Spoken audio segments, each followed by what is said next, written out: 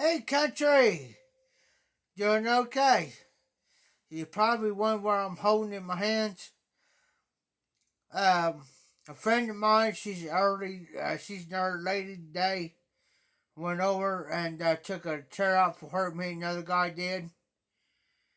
Well, she drove her other car, came over here. Well, she shut her car off, but it would not start. We did everything. I did everything I known the man would not start. Her sister got her whole trip away. They just finally come and got the car. I restringed my catfish pole. I got a deal last night on 4 or 5 poles for $80 plus tackle. And I was showing one of my friends of mine today. He said, Jeff, that looks like that's a brand new pole. Still got the tag on it and the price sticker. $75 catfish pole, guys. Got stuff for $80, so I basically, then last night, that pole alone is $75. I spent $80 last night. Basically, last night I just made my money back. But we probably think what I'm holding in my hands. This is a pole holder. A pole holder, guys, for my fishing. One of those days. One of them days.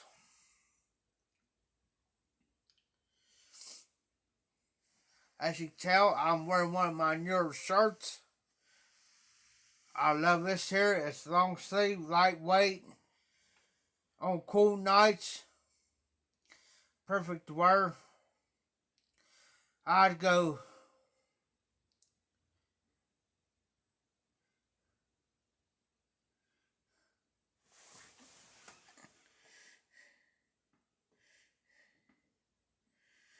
yes. I just got this today.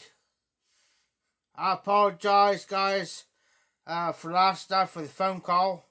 Not inspected. There's another guy that bought me a fishing pole with the rod. With the rod and reel. And he thought that I sold that reel. He misunderstood. Well, see, he wasn't out here when I bought all that.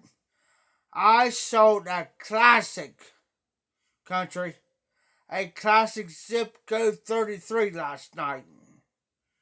A classic zip code 33 for $10.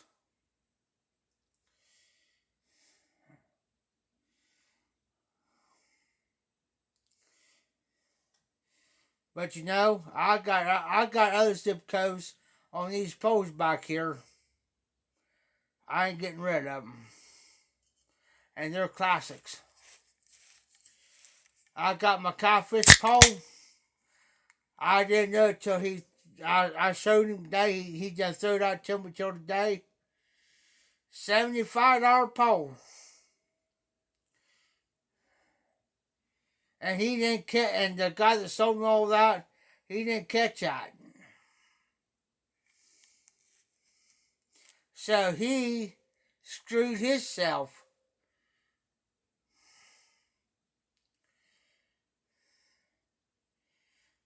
And I got like 1, 2, 3, about 5 poles.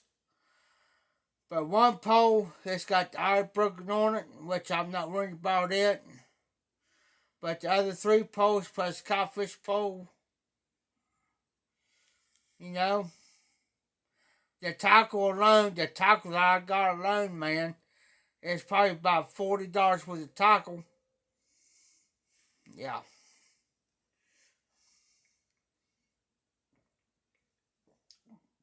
I'm taking my usual. So, only thing I gotta get next, I'll probably go over probably this weekend. Is I gotta get hooks. Cause I'm gonna catfish hunting.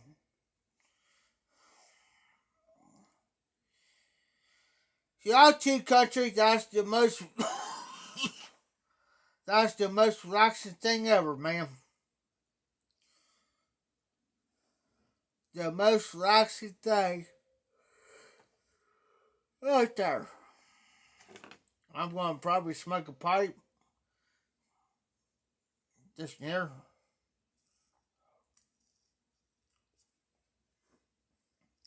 I just take my chew off. Just apologize for that. Because I'm too lazy to move.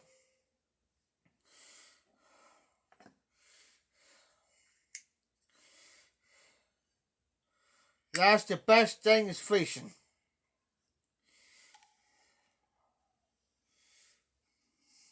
Fishing, drinking the beer, smoking the pipe, taking the chew. There's nothing better. I appreciate that, Hunter.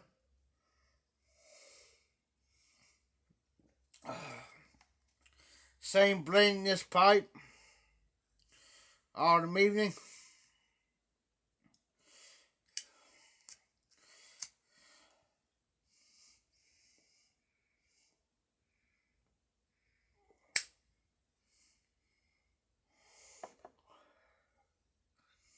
First pipe of the day.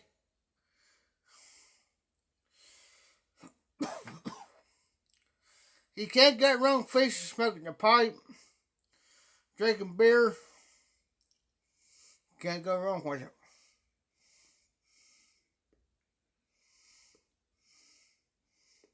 Now, I'll smoke a pipe if I'm fishing by myself. But if I'm around other people I'm fishing with, I won't smoke a pipe, I'll chew. Because they're non-smokers, so I do it out of respect.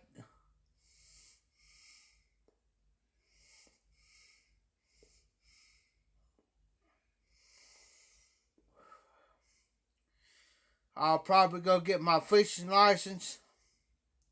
Well, I'll go to FedEx in the private pond, so you don't need no fishing license for those. But we got a couple ponds here in town I got to have my fishing license on. So I'll probably get my fishing license this weekend.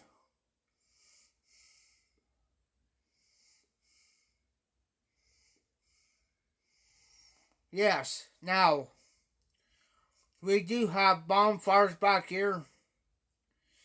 We're going to have them this summer.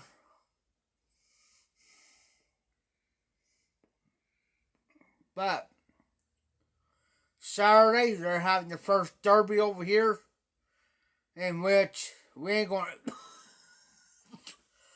to... Excuse me. We're not going to be in this derby.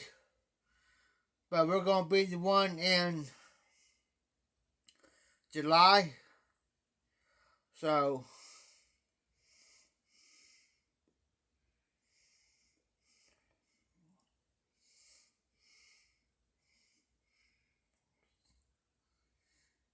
in which is... We are getting the itch for the derby, though. It's getting out... It's like having hives, you get that itch. Like this.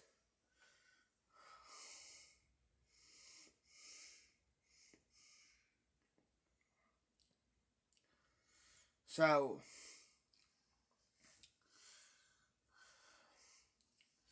not a bad day today.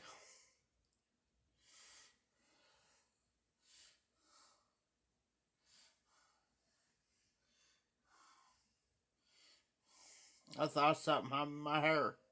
Has something in my hair.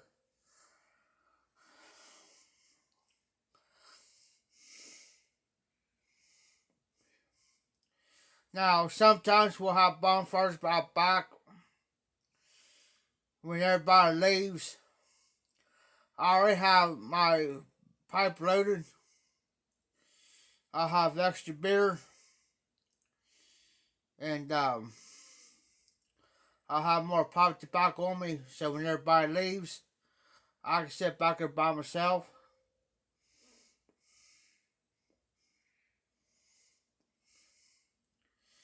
smoke a pipe,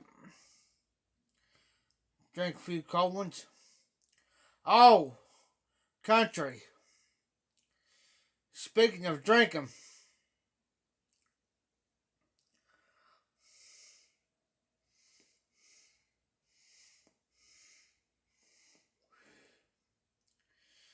I'm going to get some. I know they got it up here. It's called Crown Royal Peach. My niece has been wanting some. She's got. I was going to buy some for the weekend.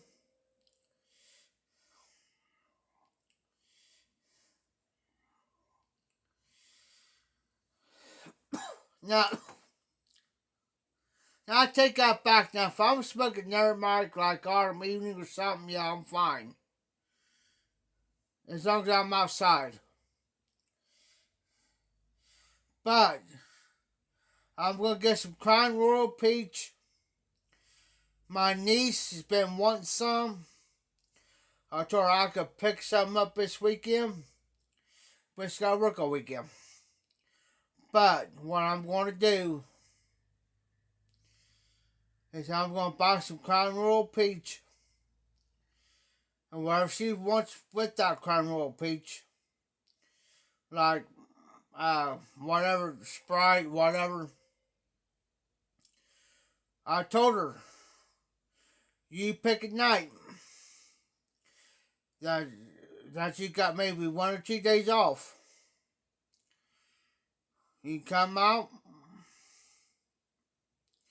I'll come to your house, you come out here. We may do it live together. She don't know it yet, but we might do it live. But if not, I may not do it live. It's just quality time with my niece. So,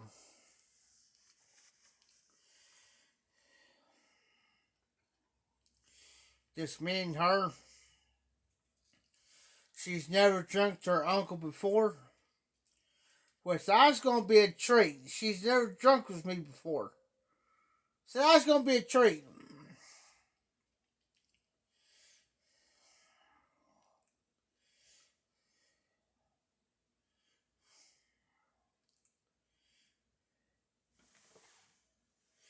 Okay.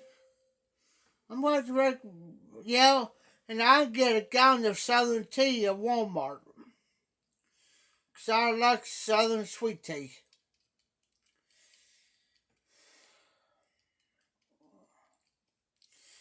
And if she decides to come here by herself and she gets too toasted, she's welcome to stay here.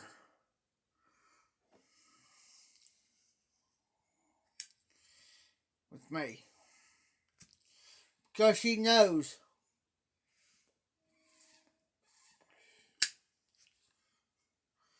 Because she knows that Uncle Jeff will take care of business if somebody tries something stupid with her. I mean, she can hold her own. Don't get me wrong. She can hold her own. As far as taking care of herself. Trust me. But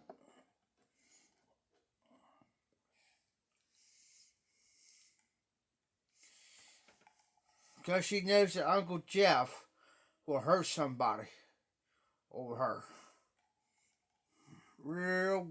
Real quick and fast. But like I said, she don't got no filters.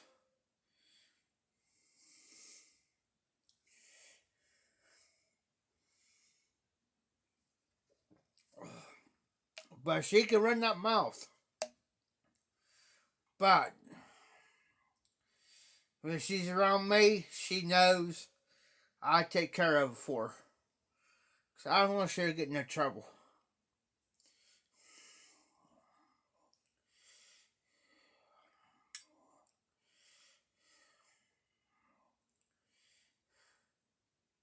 Oh, I will, country.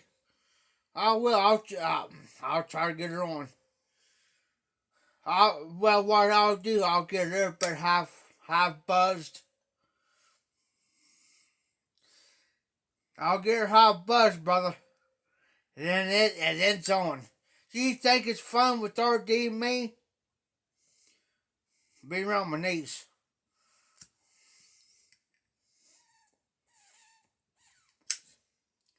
She'll go along with it. Trust me.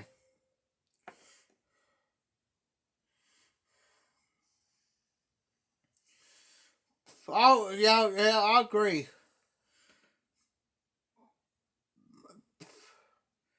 No, she knows. She knows, too, that she can drink around me and be totally comfortable. And she knows she can be herself, totally comfortable, knowing that she can say or do anything. And I'll tell Tim ahead of time, Tim, you can drink with her. You can drink with her. But be careful how you joke. I mean, she can take a joke, but not to the extreme to where to offend. But other than that, she'd be good to go.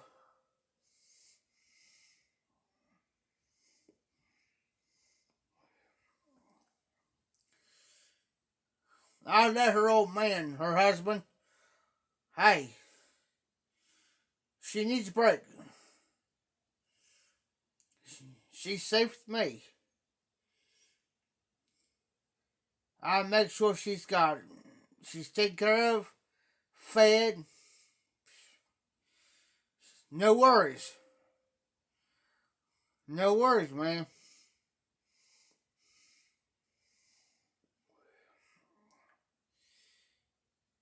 Because she needs a break from work. I know she needs a break from the kids and her old man sometimes. Let her come out here and be with me.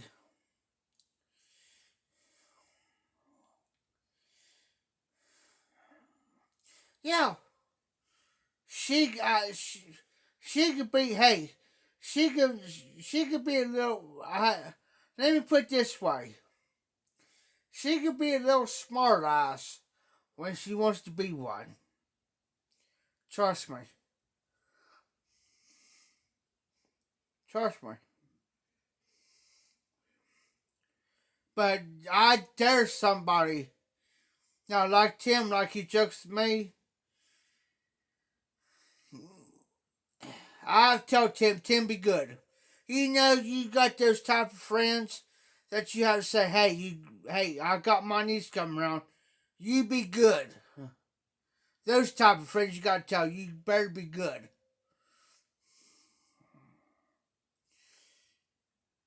I'll tell Tim that.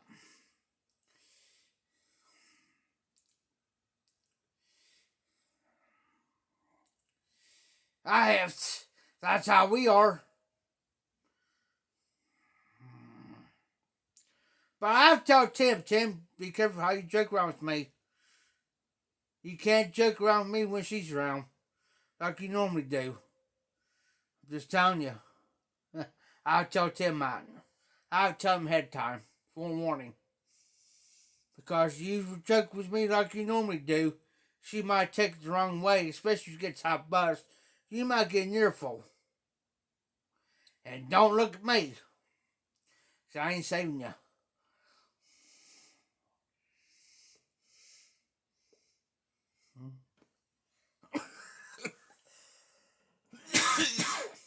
Because she'll be the type to tell you, hey,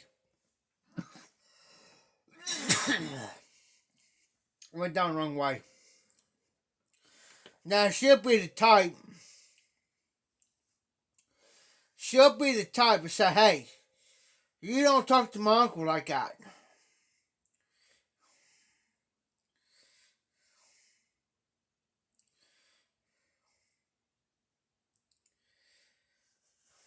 Oh, I would. I would laugh about it. He'll go along with it. Tim will go along with it and laugh about it. I'll tell him.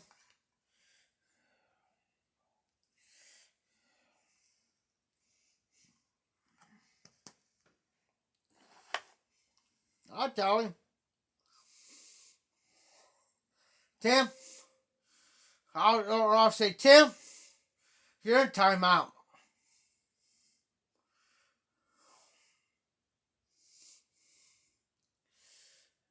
If he gets those, because I know how he gets. When he gets about 4 to 5, maybe 6 beers in him, I know how he gets. It ain't nothing being mean or nothing. I mean, he'll get mean or nothing like that. It's just joking wise. It's just a joking wise, and he may pull something on you when you least expect it. That's where you gotta watch. I've been running for 20-some years. I know how Tim is. Now I have to go over and say, Tim, you better watch it. Watch Tim. I said, you might unleash the beast. And I said, there's no way I'm going to stop her. I mean, I could stop her, but so I'll look at her. I'll say, Tika, sit your ass down and hush it. Be good. And I'll go over there and I'll pet her head. Nice doggy. Nice puppy. Be good. Or I'll tie you to a pole.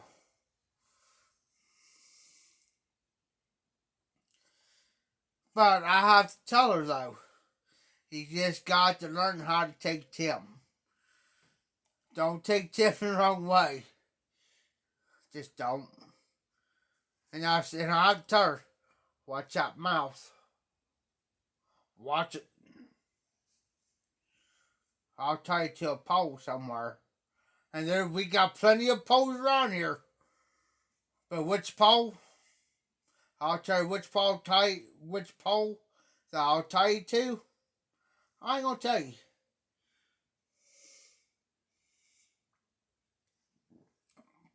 But no, I forgot to take a night. All jokes aside, I'm gonna take a night, get her out here. First things first. If she drives her vehicle out here, first things first. Hand me your keys. Hand me your keys. If you're planning on getting drunk, if you got planning on drinking or anything, hand me your keys. You ain't going nowhere. So I'll tell her, I'm not going to let you get behind that wheel. I don't care if you drink 4 or 5 glasses. I don't care if you drink 3 glasses or 4 glasses. You ain't get behind that wheel. I don't give a damn. I don't care who you are. Exactly. So I'll tell her I learned my lesson. I mean, I haven't got no DUIs, nothing against my record. But that ain't the point. The point is that you could kill yourself or kill somebody else.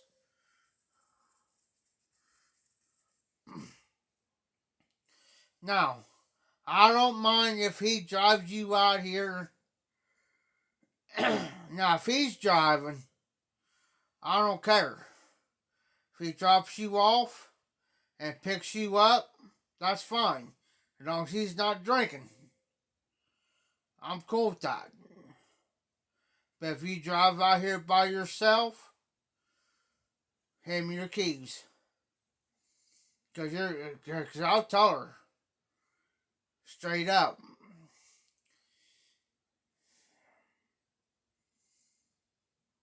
Now, I said, now if I come to your house, that's fine. That's fine. If I come to your house, that's fine. But if you come here You drive out here, you better be planning to stay in tonight because I'm not gonna let you. I'll put the keys. I'll put the keys up. We got a key box in here. I'll put the keys in there without her knowing it. Without her knowing it, because I'll be the first thing she'll do. I need to go home. No, you ain't going nowhere. I need the keys to my truck. You ain't getting keys to your truck. You know my rule. Done told you. What's my number? I'll tell you. What's my number one rule? No drinking and driving. Exactly. I know where she lives. I know where she lives. He said, well, I need to get to my kids. The kids are fine.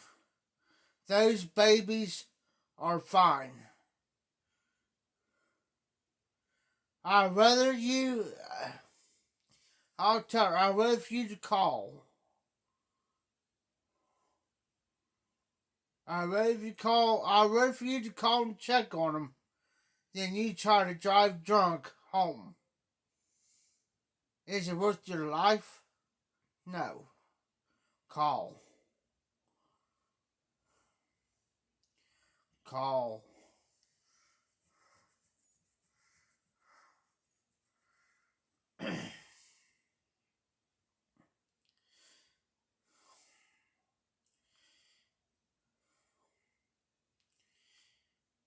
You know, because I'll tell her straight out, and she knows. You know, do you want your kids have you live and watch them grow up and live and have a mother, or the kids at their age now? Because once I'm trying to think. One Colton is 9, and Nika is like 12, 13. You know, I said, would you rather live and see your kids graduate, or have this kids that age have to bury their mom because she was drinking and driving?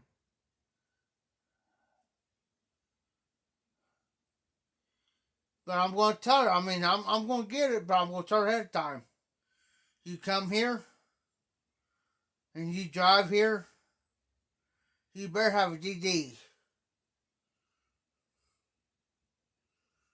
to come pick you up.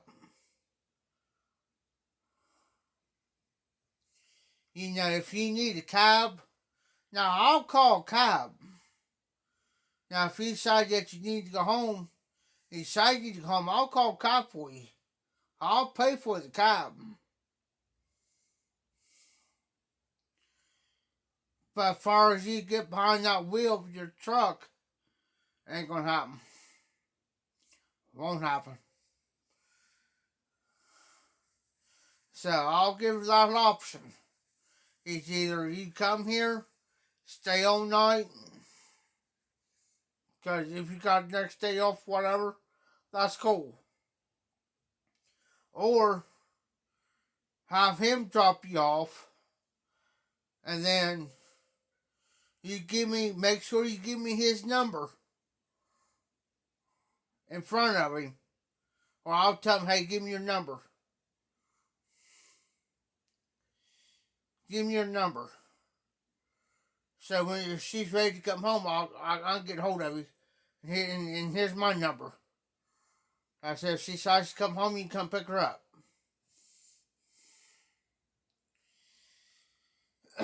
Because I care. I care. Now, when Tim's drinking in here, his old lady drives. Or his boy drives home. You know.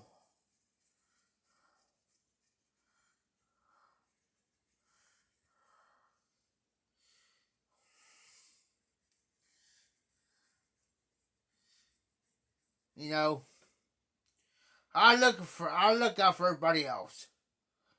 I mean, because I'm here. Yeah, if I want to get drunk, I can get drunk. You know, wherever I pass out at, I pass out. But everybody else drinks in here.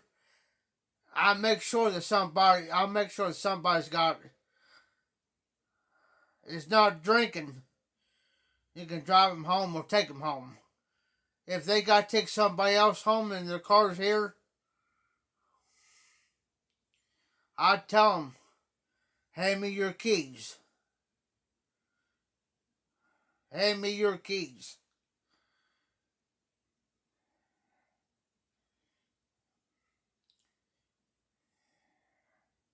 And then if they're too drunk, I'll tell the party, say, hey, here's my number. Call me. Then let me know that you're going to bring them out here to get their car. And I'll have their keys ready the next day. When they're done with their hangover, whatever, and they're sober enough to drive, and I know they're sober enough to drive, and no hangovers, I'll hand them their keys. But I also say I'm not responsible for what happens to their vehicle. I make sure the vehicles are locked up. Locked up. But after I come through them doors and I lock that door, I come back here. What happens, happens. But they know here that their vehicle's in a safe spot. It's like a safe haven here. That's why we got a thing here. Like I said, we got a thing here. It's a box. It holds keys. I won't let them know the keys are out. I'll make sure that their back's turned. I'll go to that box real quick, put the keys in there, hang them up.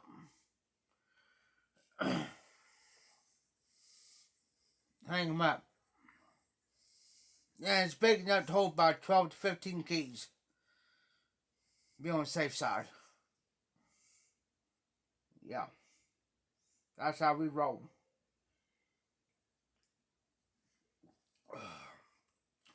But if we know that somebody's too drunk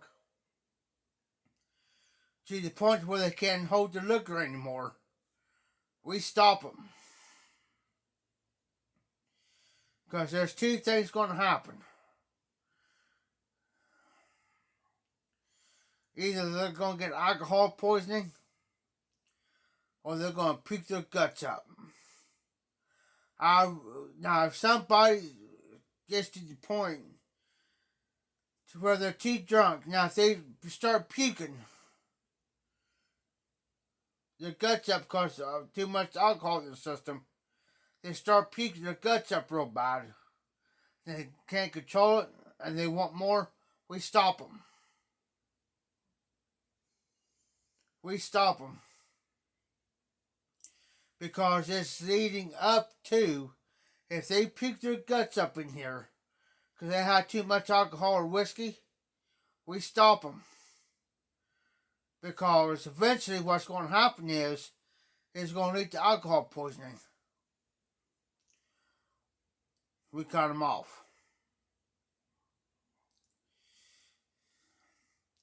One guy got so scared in here because of me, because one night, because me and Tim because this girl came in here and got me and Tim so drunk,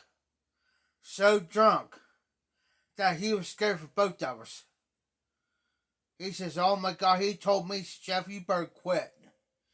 I'm afraid you're going to get alcohol poisoning. I wound up going into the women. This is, like I said, this should be a bar. Right over here where I'm pointing is the men's bathroom. That way it's the women's. I went to the women's bathroom and puked my guts up. Puked all that alcohol, whiskey up. When I did that, I knew I was done for the night. Went back in there. She tried to serve me more. And I told her, no, get that stuff away from me.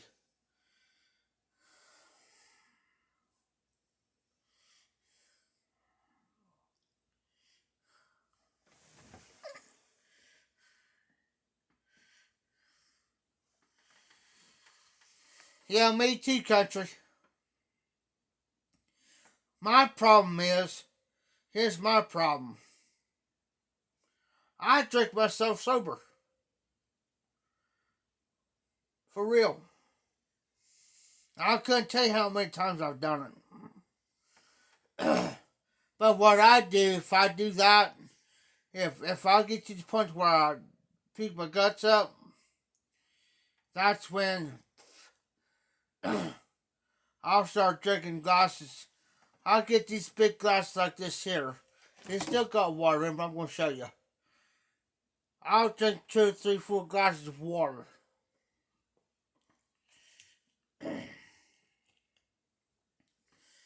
2 or 3 glasses of water. Even though my head's spinning, I'll drink water. Never drink pop. Don't drink no pop. When you puke your guts up like that and your head's spinning, don't drink no pop.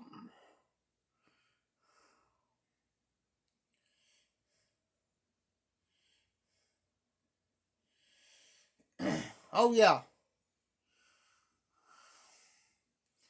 I told I told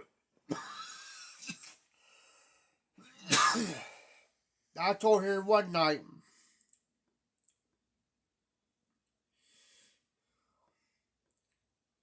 Oh, hi, Todd. I understand.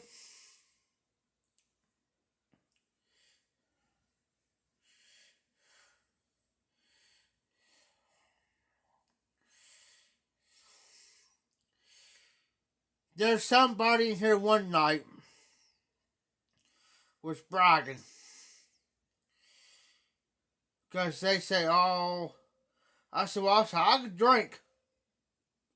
I could drink. Yes, Todd, thanks for stopping by, brother. They said, oh, I could drink. He looks at me and says, can you drink? And the only thing I said, yep. That's the only thing I said, yep. He says, how much can you drink? I went, seriously? You want to know how much I can drink? I said, no comment. He comes back and says, oh, I could drink you underneath the table. I said, only thing I said, oh, really? You could drink me underneath the table? Tim and them in there started laughing. They busted out laughing.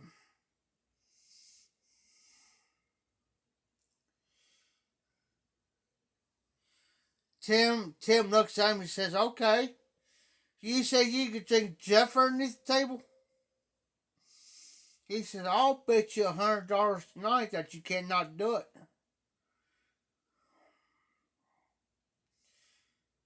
Guy looked at him, sweet. What do you mean I can't do it? He says, what I said. So I'll bet you $100 you cannot drink Jeff underneath the table. He says, the only thing I'm going to say, I know how much. He said, only thing Tim told him was, he says, I know how much that he could drink. He said, "That's not bragging. If you want good beer for beer, that's fine. You want to go shot for shot, that's fine." Guy looked at him and says, "All right, the bet's on. $100, right?" He says, "Yeah." But he says, "Here's the thing. I'm going to start out with beer." He says, "Jeff," he says, "go down and get your usual." Okay. My usual Bud Ice. He says, "Pick you up about 3 or 4 packs." All right.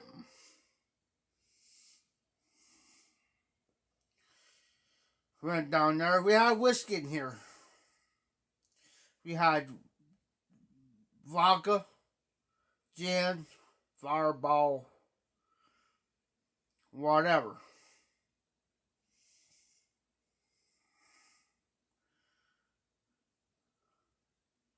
He told the guy, he says, "Now wait a minute now."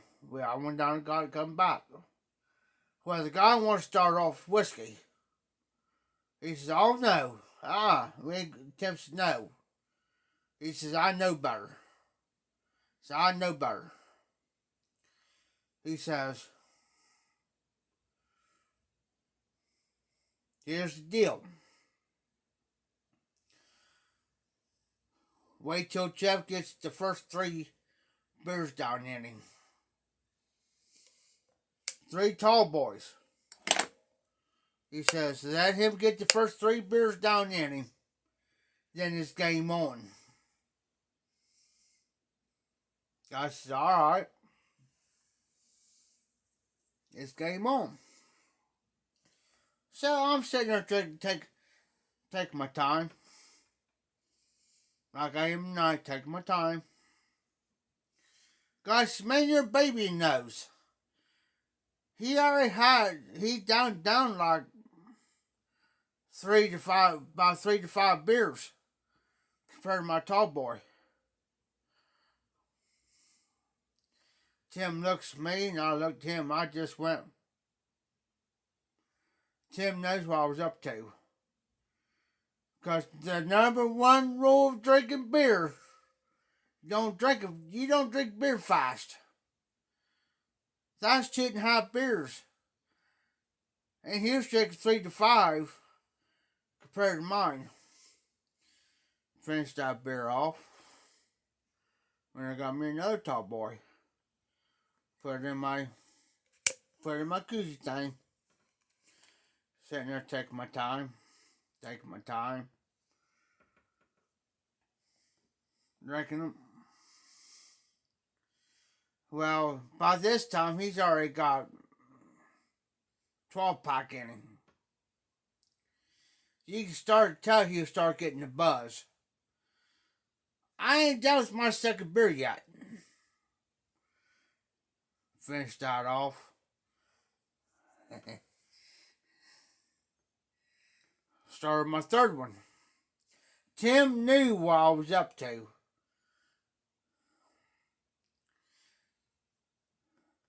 Because Tim's going to keep his $100 bill. He knew what I was up to. He knew that he was going to keep that 100. That's why I kind of grinned at him. Working on my third beer. Take my time. Finished that beer off. Got to the whiskey. This guy's already got about 15 beers in him, man. He's about buzzed. Tim told me, he says, "Okay." He says, "You ready for the whiskey?" He says, "Yeah." He says, "Okay." He says, "This is how Jeff works." He says, "He's been there a while. How does he work?" All right. Tim has 7 shot glasses. He says, "Okay, here's how Jeff works. He says, I'll fill these 7 shot glasses up with the same whiskey.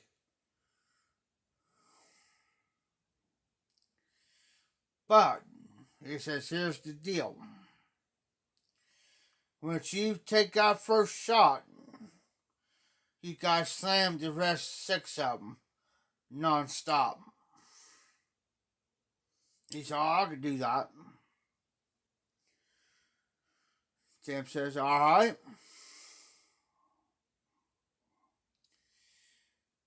First one's vodka.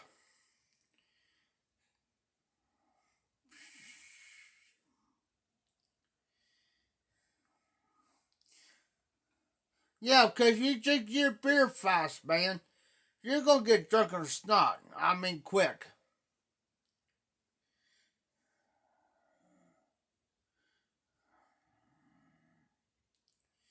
Yeah, exactly, Hunter. So, the first 7 shots didn't go to me. Tim leaned over, he says, after he lined him up, he kind of says, Jeff, come here. So he says, we're going to rock him. All right, go ahead. I knew what he was up to when he said that.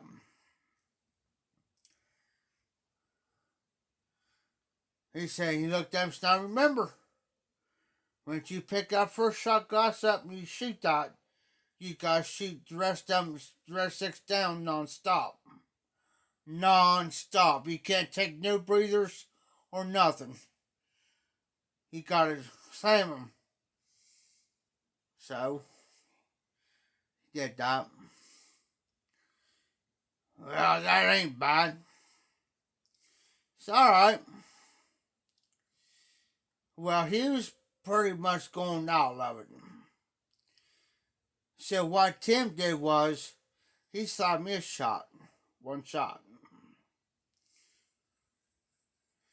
But that's what he did with the rest 6 of them. Here's the thing, because he used vodka, right? Vodka looks like water. Okay? What he did was, he slid in there with the 6 fresh remaining shots, he put water in there. Water. So I told him, I said that, and then I picked up, and I know what Tim did. I was messing with the dude. I said, oh, really? So watch this. Remember, the first shot is vodka. The rest is water. So I went and I shot down, I took the rest 6 shots down real quick.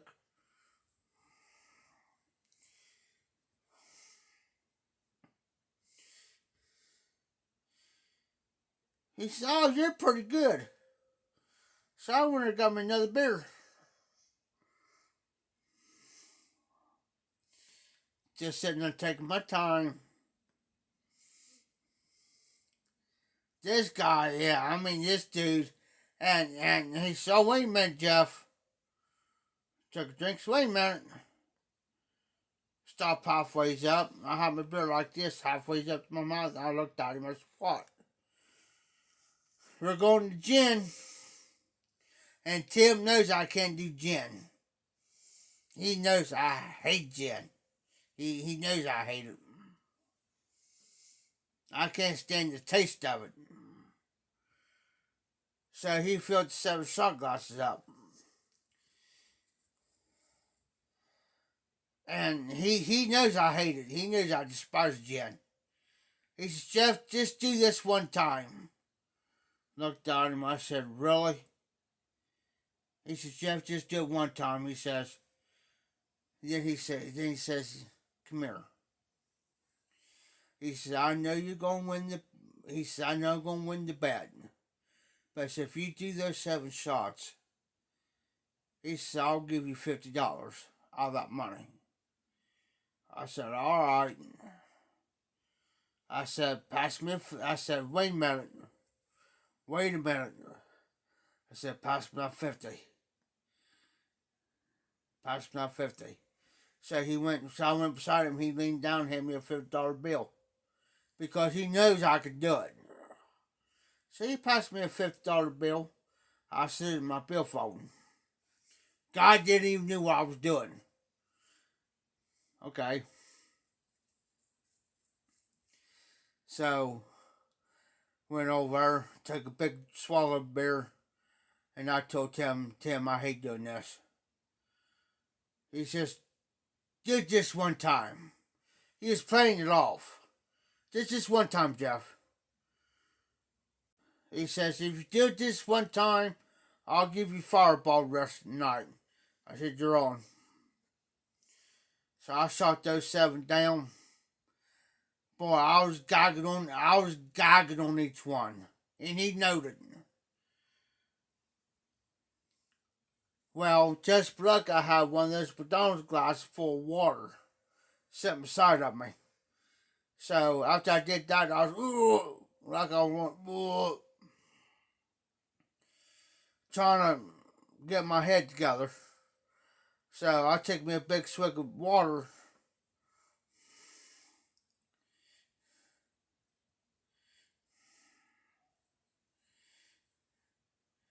Yep, you're right. You're right, Hunter. So here I move up. I was want to make all that come back up. So finally, I had held it down. I sat there for a minute, but I drank me plenty of water. And I looked at him, I said, your day's coming. Over there just laughing. So I went back drinking my beer.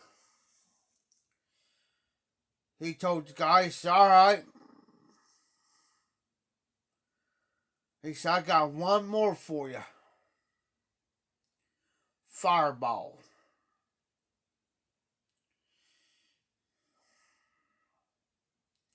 And Tim knows that's my favorite. Fireball.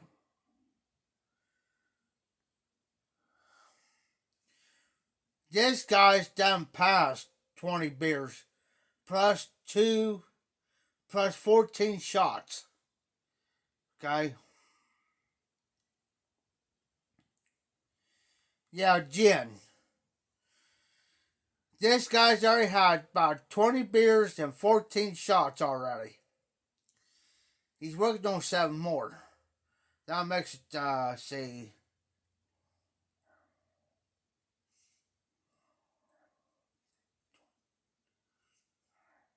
23. I stopped to think I had to count on my fingers. Okay. 20 beers plus 23 shots. By the time he got done with that fireball, he was wasted. I'm sitting there freaking drinking.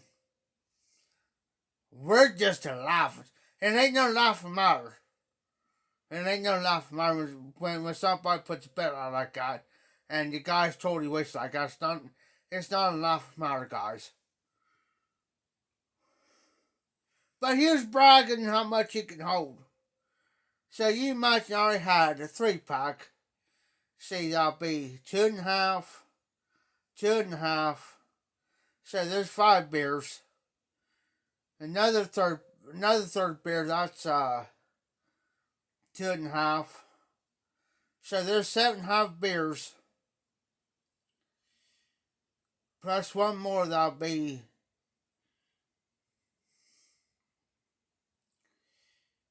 see, about 10 beers I already had.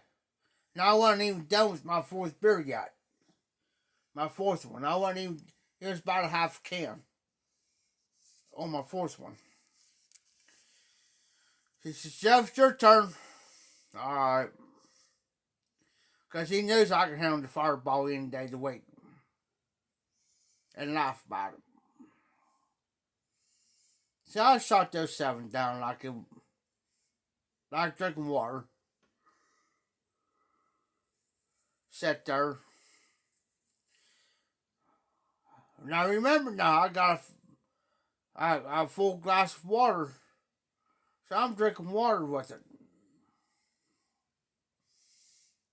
Went back to drinking. I say within an hour, half an hour to an hour, This guy's totally wasted. Didn't know where he was at. Didn't know what he was doing. I already done made $50. Tim still got his 100. I made $50. This guy got so drunk. He had his truck sitting up front. And I said, hey, you got keys to your truck? He said, yeah. Totally wasted, didn't know what he was doing. He said, do you mind if I have the keys to your truck? I want to go out there and start it up and see how it sounds. Yeah, sure. So he handed me his keys to his truck. I put the keys in my pocket. Well, Tim got up and says, Jeff, come here. So I went over there and I said, yeah, Tim. He said, what did you ask for the keys to his truck for? I said, because he's not driving. I said, you think I'm stupid enough to go behind that wheel of that truck? No. And you think and we went in the back, in the garage part. And I said, Tim, I said, you think I'm stupid enough to get behind the wheel of that truck? No. And then you think that I'm going to allow him to get behind the wheel of that truck with his truck drunk as he is? No. I said, if you know somebody that is a friend of his or a relative of his, get hold of them and have somebody come here that's a designated driver to drive him home and in his truck. Then I'll hand the keys to him. He said, I was wondering what the hell he looked at me and said, I was wondering what the hell he was doing. I said, Tim, I'm not going to let him get behind the wheel of that truck. I said, if he can't get nobody to come get him, take him home, let's call a cab for him. And names, that cab take him home, let him sober up. I'll call you tomorrow and let him know that his truck's here. And have somebody bring him out here to get his truck. But I said, I'm not going to let him get behind the wheel of that truck for him to get hurt or hurt somebody else. He says, well, that's a smart move you made. Exactly. You get a drunk like that, and I said, don't do any dumb thing. Tim, don't do any dumb thing. I said, what would happen? I said, if you got, and I said, here, stop thinking about this. If you got behind the wheel of that truck and something happens, and he said, well, I was out there at the old country district with Tim and him out there. I said, it's going to come back on you too, because you allowed him to leave drunk. I said, then you're going to be responsible. He said, I never gave a thought about that. He said, oh, hell. He says, good thinking. Good thinking. I said, yeah. I said, that's for anybody. I said, if I come to your house, it's like you, country, like you, Hunter. If I come to your house and I'm driving and I get drunk and you allow me to get behind the wheel of my vehicle, and something happens, and they're going to say, well, where'd you come from? Well, I come from Country German's house. They're going to come to you. And you're going to be responsible.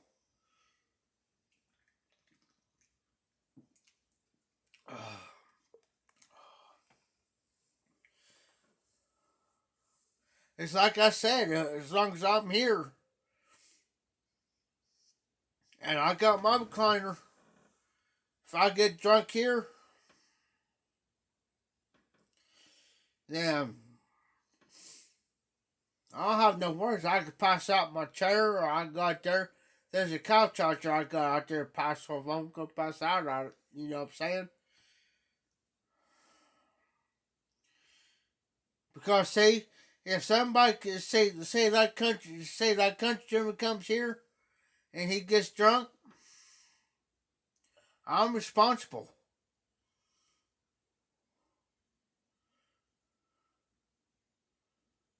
You know what I'm saying?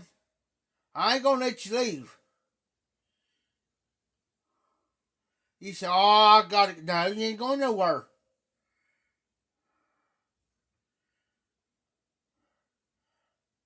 And then I mean, I'm not trying to tell.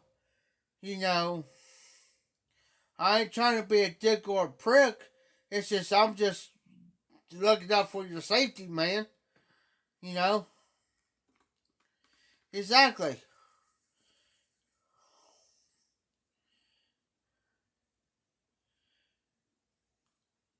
exactly. That's why I'll take your keys, or I'll make sure you got a DD, designated driver, always. Now, it's just that, like I said. Now, if my niece comes here and drinks me, and I know because I know her old man don't drink much.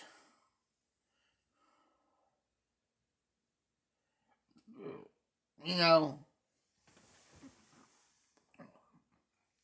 oh, oh, country. Now, I know her old man don't drink much, but she does. Hey, Todd, welcome back. Now, like her old man, he don't drink much, but she does.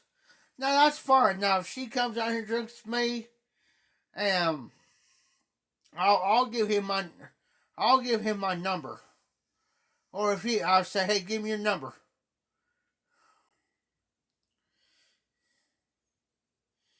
You know what? Here's something, country. I'll say this real quick. My brother's the same way. My brother's the same way. We could drive better drunk than sober. No shit. No shit. We could drive drunk better than we can sober.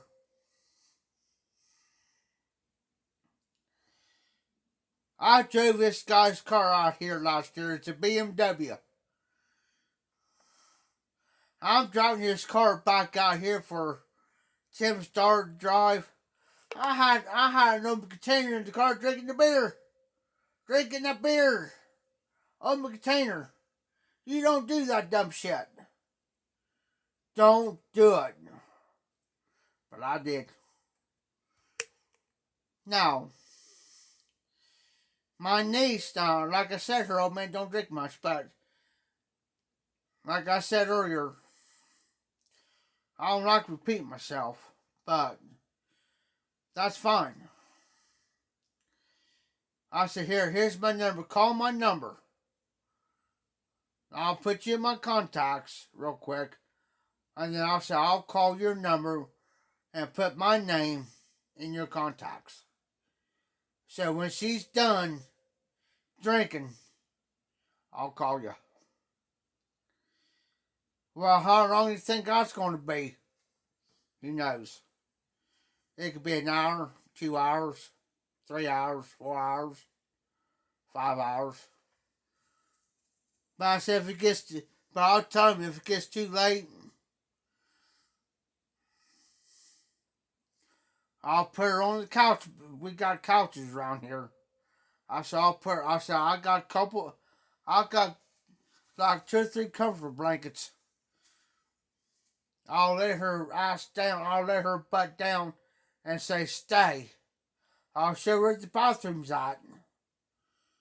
But I'll tell her stay. I'll cover her up. I'll stick around long enough to make sure she goes to sleep. That she ain't up running around falling over stuff.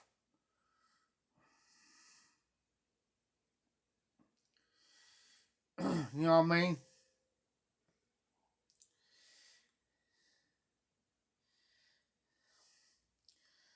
my doors, I'll tell them, hey, my door's open. If she decides to come back here, she's like a, when she gets kind of drunk a little bit, she's like a big baby. And what she is, she don't cry or nothing. But she's like a big baby, you know what I'm saying? It's like a big kid. You know, they gotta be around somebody. If she decides to come back here and say, Uncle Jeff, can you hold me or something? Make sure I'm gonna be alright. I say, yeah, come on. I'll cover her up, come on. I'll lay all the way back, come on.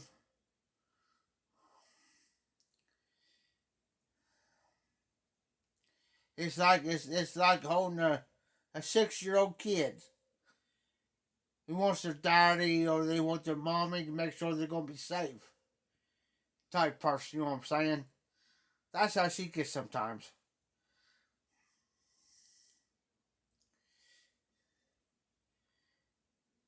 She has got to be somewhere close for her to know where she's gonna be okay. She's gonna be alright. Type person.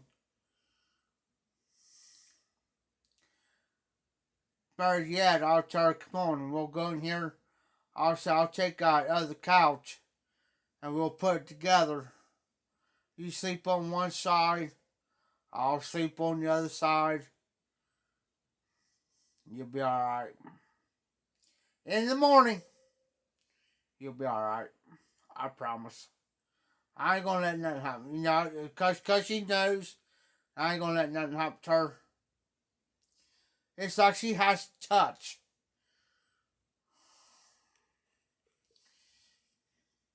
You know what I mean?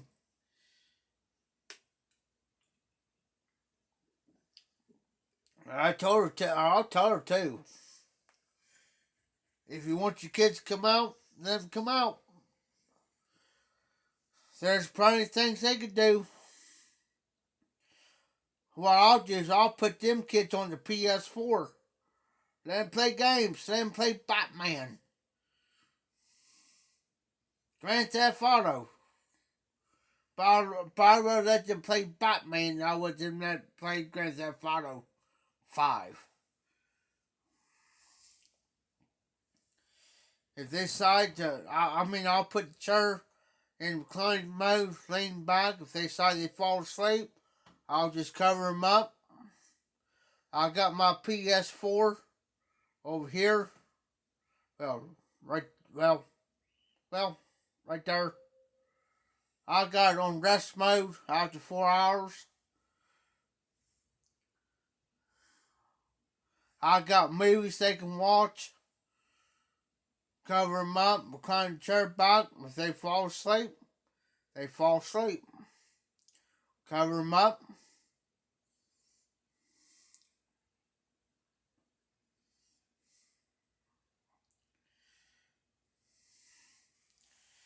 And tell her the kids are fine. They're back on the PS.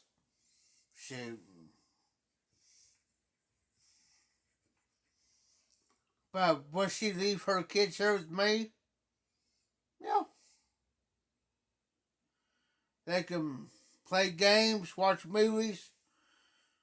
Because she knows they'll be fed.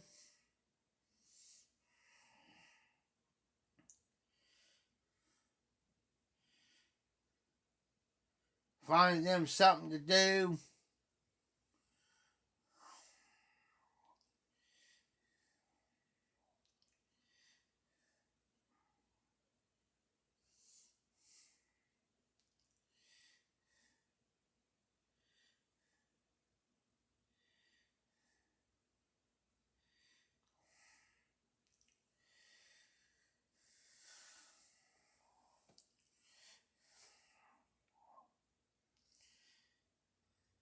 Gotta have fun in life.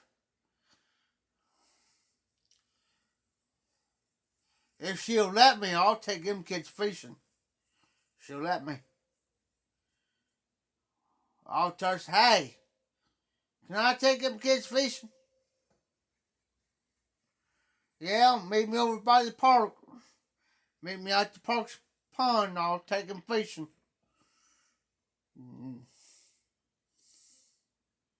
I'll supply the stuff. I got the poles and the worms.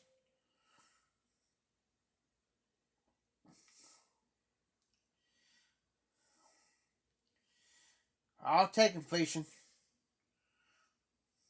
For the best time I like to take him is night fishing.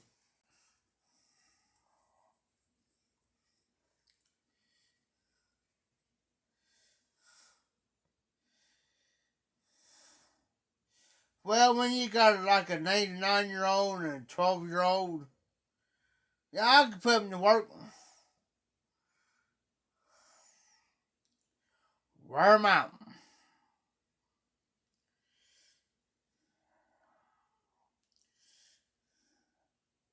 I can hear Nika now. She's 12. Bless our kid's heart. I can hear her saying, Mom, you know Uncle Jeff put me to work. He about worked me to death.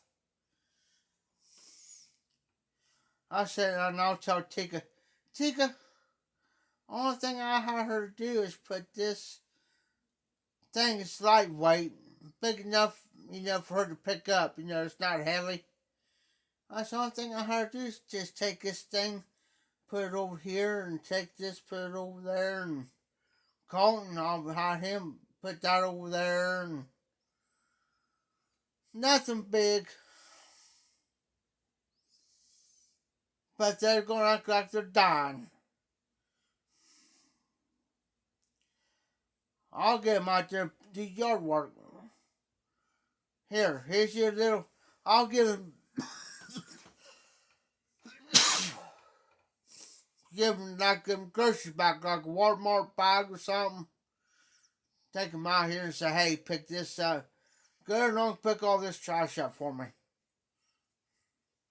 Act like it's killing them.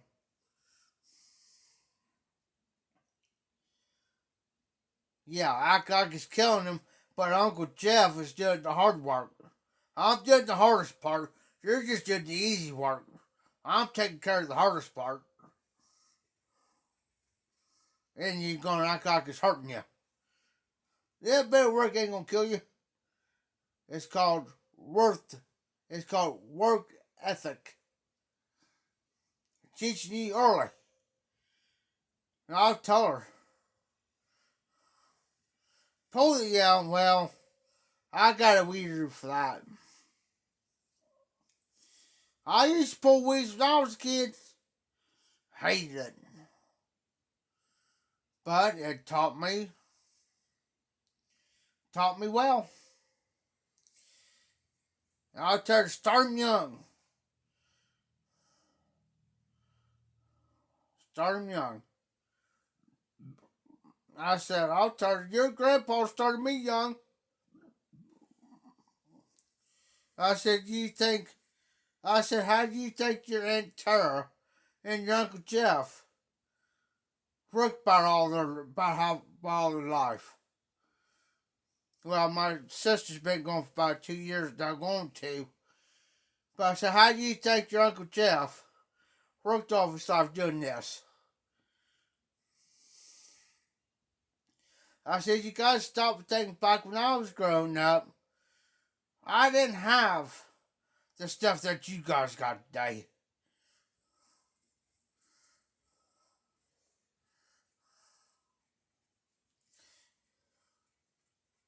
Exactly. Country. When I was 12 years old, well, I was younger than 12. I didn't start milking grass till I was 12. That was back in 1992. But when I was in the 80s, when I was about 5 or 6, about 5, shoot. Country, I was out there doing work while you was in diapers.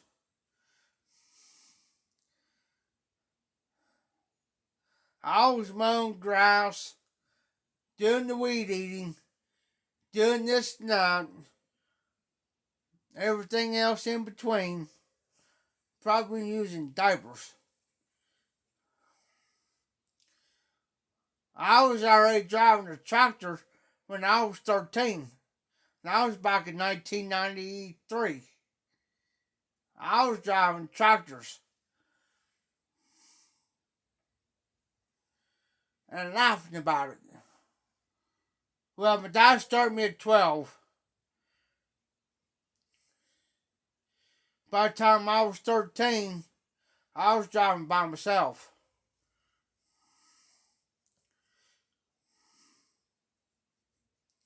Driving a tractor by myself, pulling wagons. At age 13. Yeah.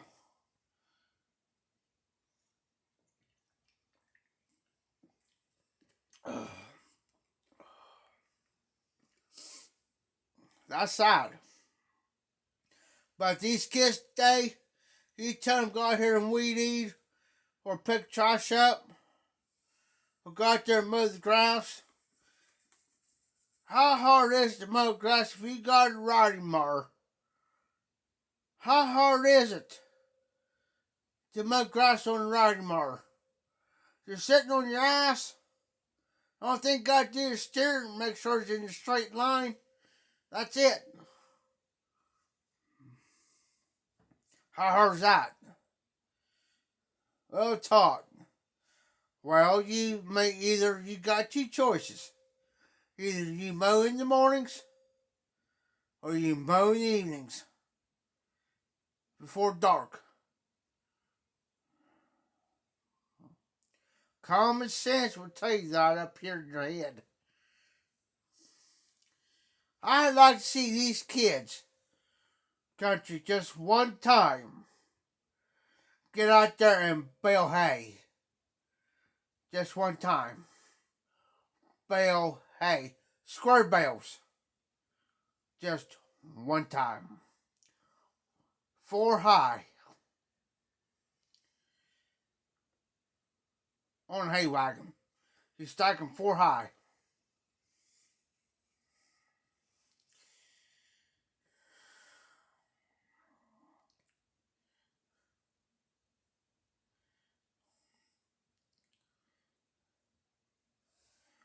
Golf cart, loading the golf cart, I mean, shoot.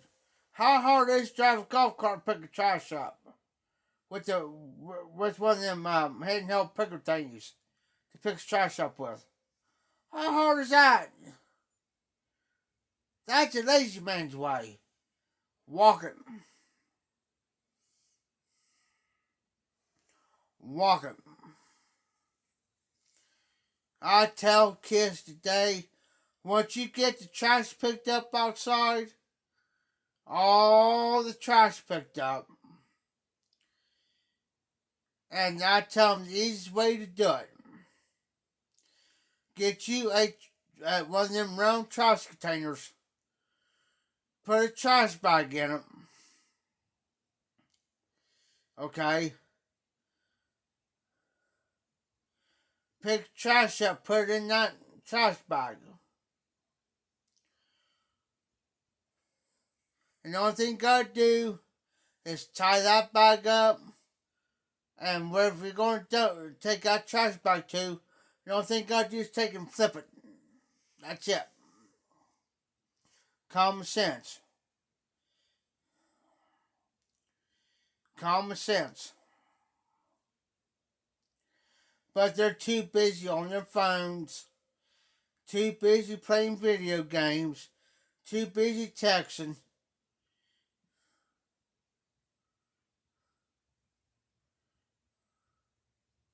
Yes, sir, Todd, I'm old school. I'm an OG. Old school.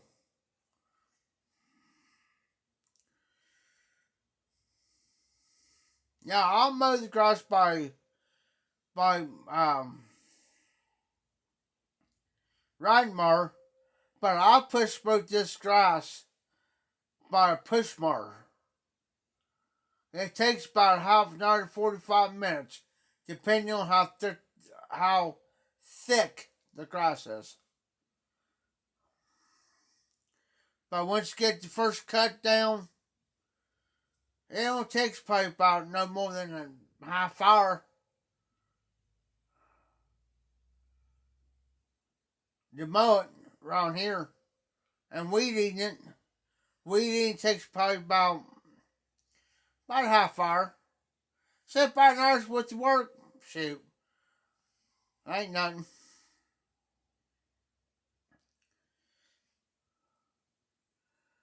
It's called worth ethic.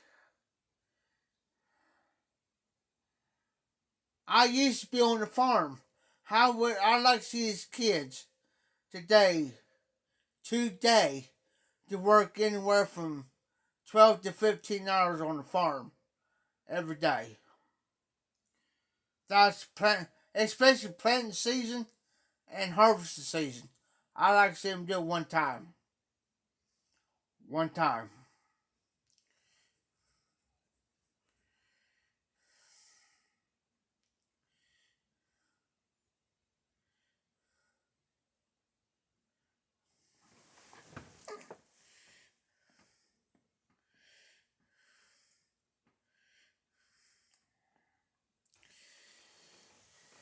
It's that country, but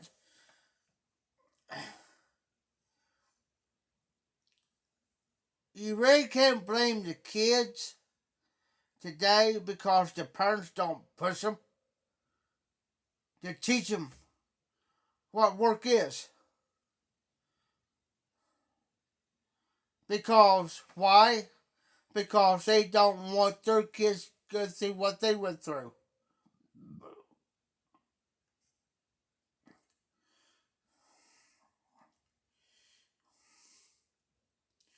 And to be truthful about it, I'd rather be working on if I was able today to do it. I'd rather be working on a farm, now what, in a restaurant, factory, whatever. These kids today, they want, well, $10 an hour ain't enough. I want 15, 20 some dollars an hour. Where you at? Are you on the planet of Mars?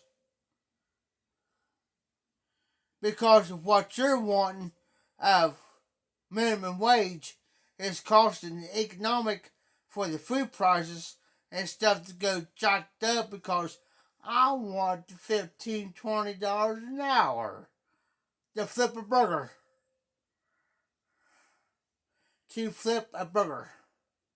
When I worked at McDonald's, probably about 16, 17 years ago, you know what the minimum wage was at McDonald's for a worker to flip a burger? About $7.50 an hour. $7.50 an hour. And they was making a living. Making a living. Of course, I wasn't flipping burgers. I was on maintenance. But still, when I left there, I worked there 2.5 years. When I left, they was making $8.50 an hour. When I left, they was flipping burgers.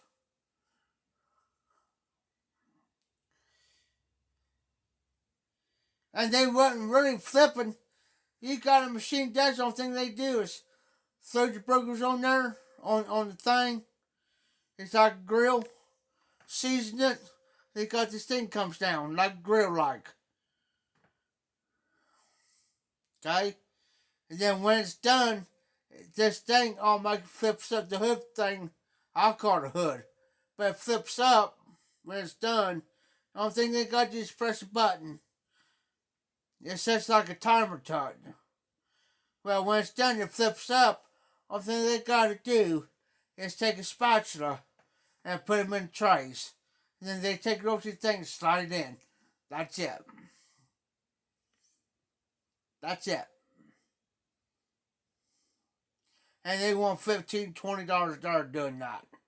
And you got a machine that does it for you. You don't have to flip them. The machine does it for you. And you want about $20 an hour for doing that? You're full of shit. Now, a factory worker, I can understand because you're doing manual labor with your hands. I can understand $20 an hour in the factory because a lot of that stuff's manual wise. You gotta do it manual by hand. I can understand that.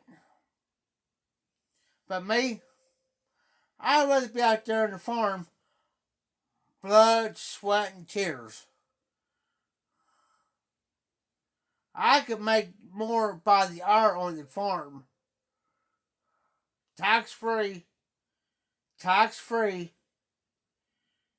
Get paid by the end of the week. Tax free.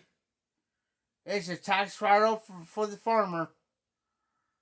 I could make within 2 weeks, 2 weeks pay. I could make double the money than what a person's making in a restaurant or factory. Come on.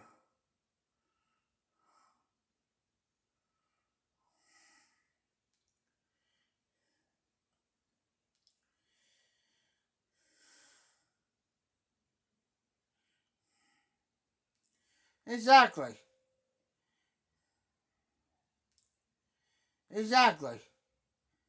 And people and these kids today are crying and whining about it because they're not making enough.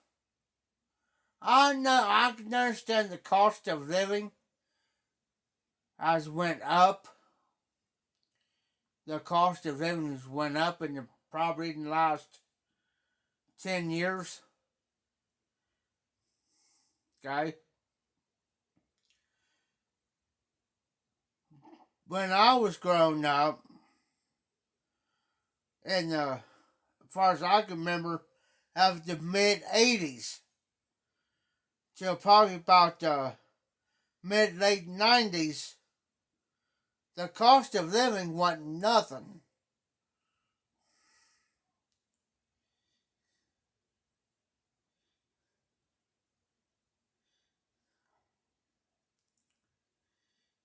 Oh,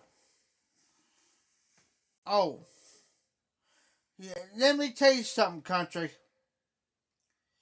My dad. Now we're talking about the 40s, back in the 50s and 60s and 70s. Okay.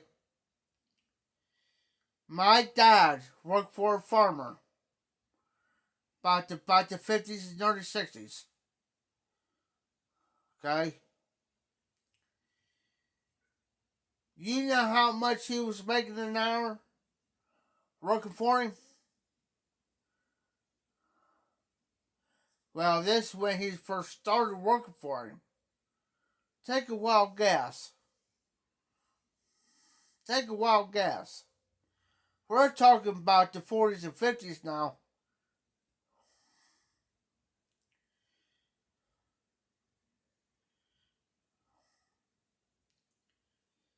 By the hour.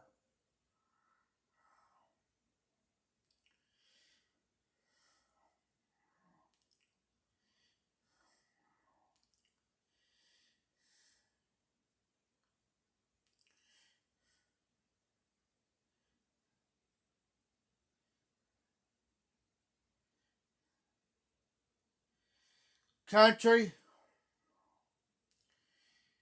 here's the thing. You know why that your generation can't afford it?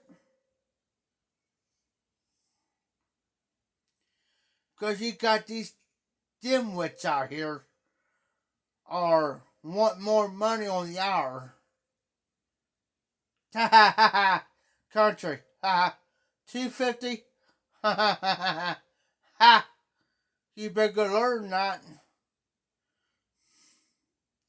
Way lower. Try 50 cents an hour. 50 cents an hour. That's when he first started.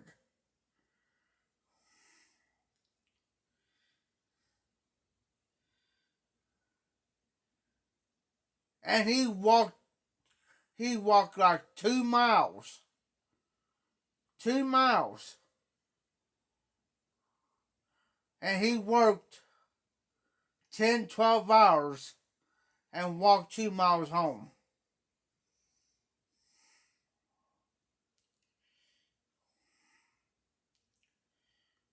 Did it for, worked for this guy forever. Then he went up, and then he got so good that he went up to $1.50 an hour.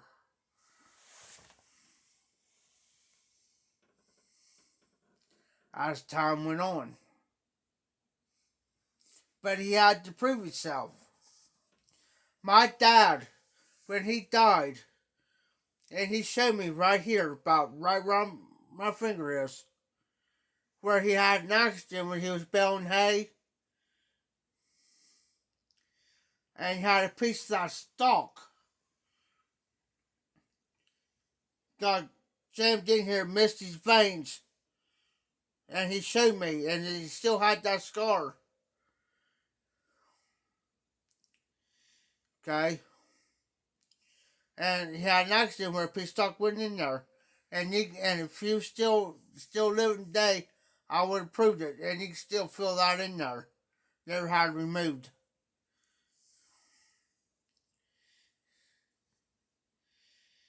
Well, country, if you work for a farmer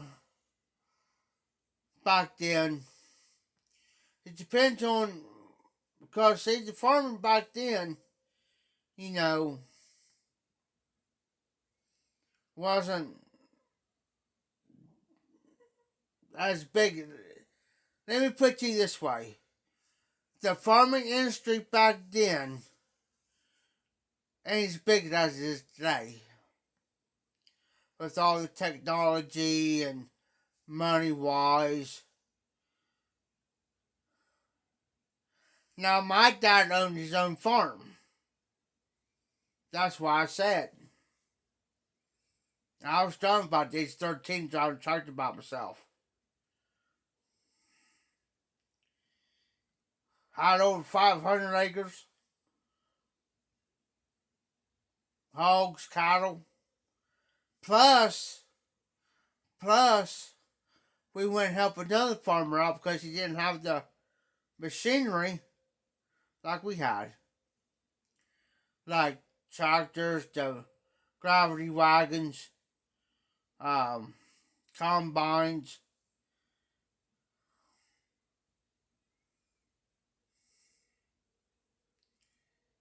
But my dad had a rule. One rule when we helped this farmer out. We had one rule. One rule.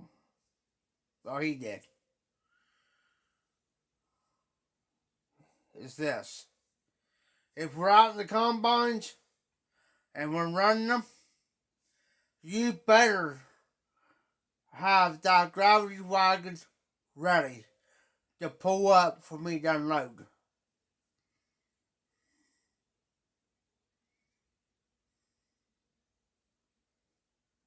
That was his number one rule. Because if not, I'm not sitting there waiting for no 20 to 30 minutes on you.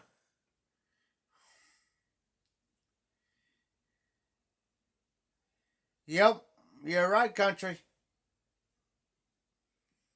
And I was the same way. if you ain't got that gravity wagon or that semi ready to pull up beside me to unload that hopper,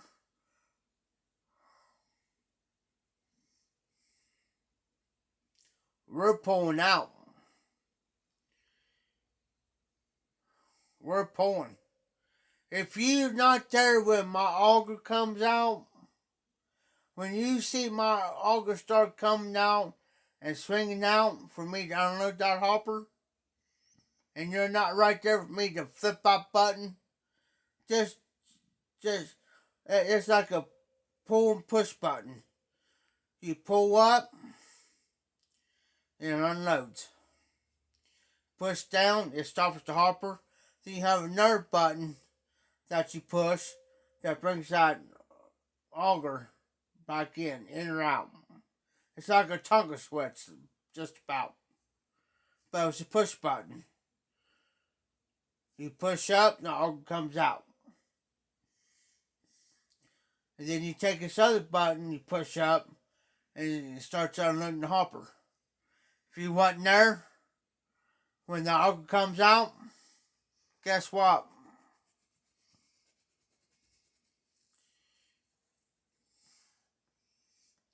We're out. We expect you to be right there because we won't get that field done.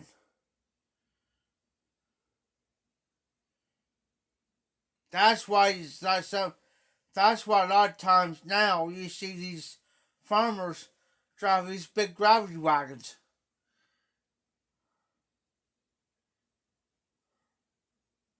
Can hold 5,000-10,000 bushels at a time. Why? Because they want to be in that field. If you got say you got 200 acres, and you got a gravity back there, a gravity wagon, that can hold about 10,000 bushels. Okay, and you got 2 combines running, and you got 200 acres. He might be lucky to unload that thing maybe 3 to maybe 4 times, if 5. If. That's why a lot of these guys go to 20, anywhere from 15 to 20,000 bushel carts. Because of that. That's right, country. Because you gotta stop and think. Our time, our machinery, our fuel, not your fuel, our fuel. Now, if we're using your fuel, not a problem. We got to sit there for about 15, 20 minutes waiting on you. Now, we can understand. Now, we understood that you had to go dump. You got to unload that gravity wagon. Used to be the old gravity wagons. There used to be looked like a steering wheel on the side. Before they come out these new ones now, to where these new ones now that's got the augers telling you where they can swing that out and unload. But it used to be had this oversized, looked like an oversized steering wheel. Well, what you do is you turn that, well, it opens that door up. Well, when you unload, we may open it up maybe about that much out of it. We open inch by inch at a time. But maybe about that far up. And just let it go. It's a thing. It's an auger. But it's got this thing down at the bottom. And it's got this thing that looks like looks like you dig holes with.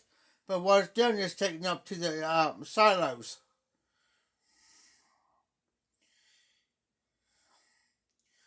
But you got to open that door up so far. So that machine, so that auger's taking up to the silo to keep up with your corn coming out or your soybeans. Because if you open up too much, it ain't going to keep up and you're going to have all that over the ground.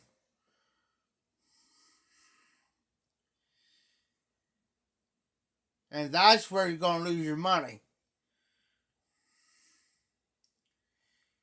Now, a lot of people say, no, I'm going to ask you this. I know what the answer to this is. A farmer, okay, he'll plant corn on one side, soybeans on the other. Now, what do you think he's going to make more money off of? The corn or soybeans? But it also depends on where you live too. Where's his more of his incomes at? Soybeans or corn? I'm going to use the bathroom. I'm going to see if we can come up with the correct answer. And then I'll tell you. One, he can make a profit off of. The other one he ain't going to make so much profit off of. But but it's also a tax write-off. That's why they do it.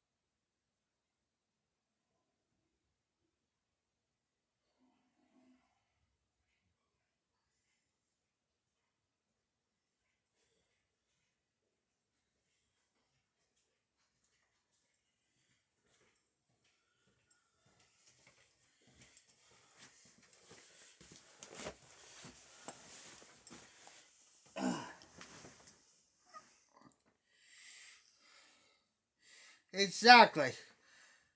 They'll make more money off the corn than they would the soybeans. Because the soybeans don't bring much. Well, sometimes it does, but not as much as corn will. That's why a lot of these farmers plant soybeans, just because it's a big tax write-off for them. Tax write-off. But I got a friend of mine, they got a regular farm, dairy farm. On one farm they got 117, on the other farm's 110. Now on the dairy farm's 110, but it's divided. Because there's a back road that goes to the farm. They alternate, so maybe on this side, over here, they do corn. This side over here, they do soybeans. Now this year, this side over here is going to be corn. This side over here is going to be soybeans. Now on the other farm is 110. Okay, say that they planted corn last year. Okay, they'll plant soybeans. They alternate their fields every year. Why? So the ground don't get ruined planting the same thing every year. They alternate. Now I know a guy down here, the road down here. I know two farmers, gardening, and I know this other guy, I forget his name, but I know this one guy's gardening. Now this year, he's got, I forget how many acres. I think he's got there's 1,500 acres down the road down here on the left-hand side. Now this year, it might be corn. But this other guy, he plants soybeans every single year. And that ground ain't worth it.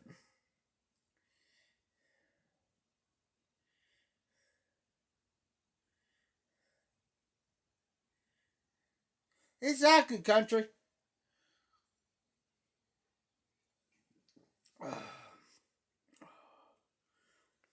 They do that, and they do, and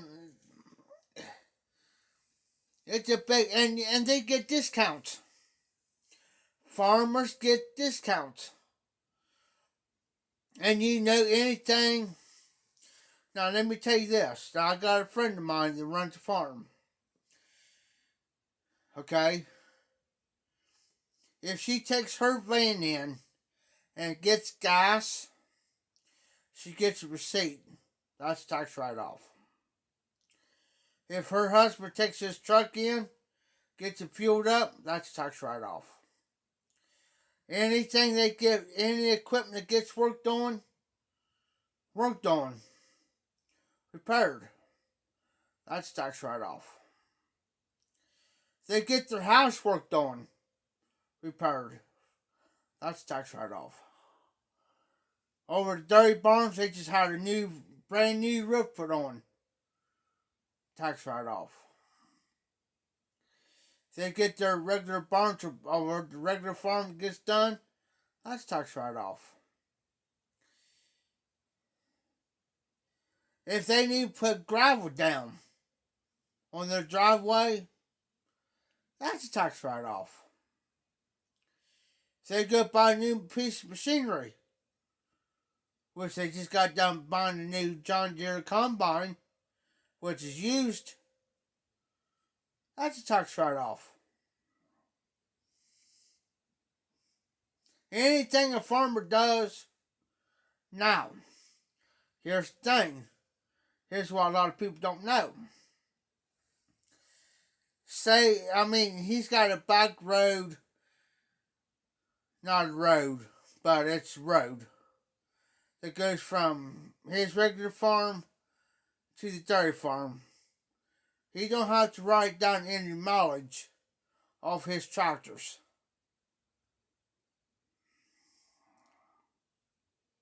None.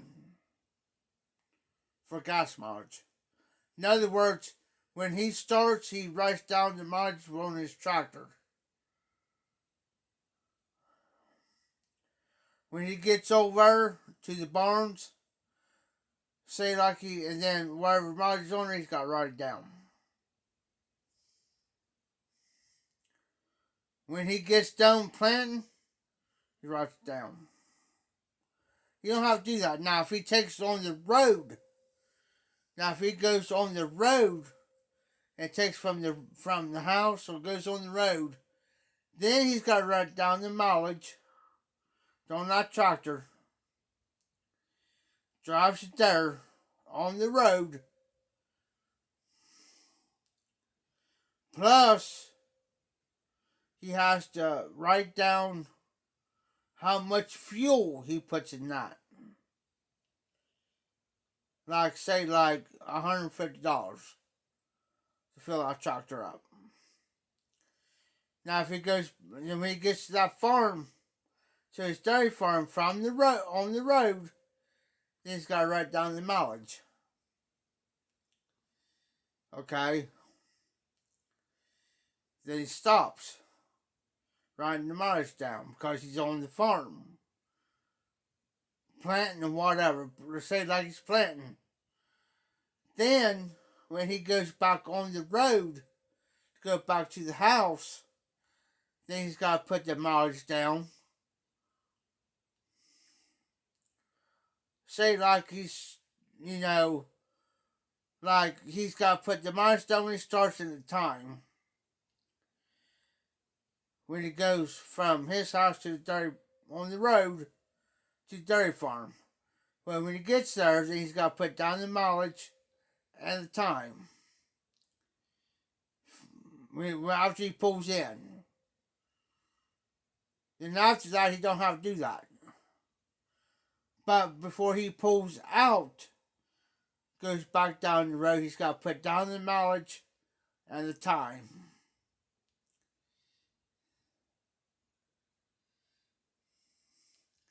Then when he pulls into his regular farm off the road, then he's got to put that mileage and the time. That's tax write-off.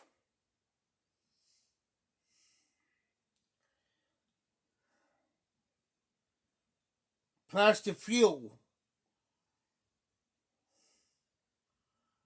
When he goes there and drives back, if he's on the road. There's a lot of people don't know about. I had to do it. Tax write-off. And then, if they're planting, like corn, use corn fertilizer. But what's left over, get this, what's left over, you can take that back and get part of your money back out of that. That's also a tax write-off. It's more of a business than anything.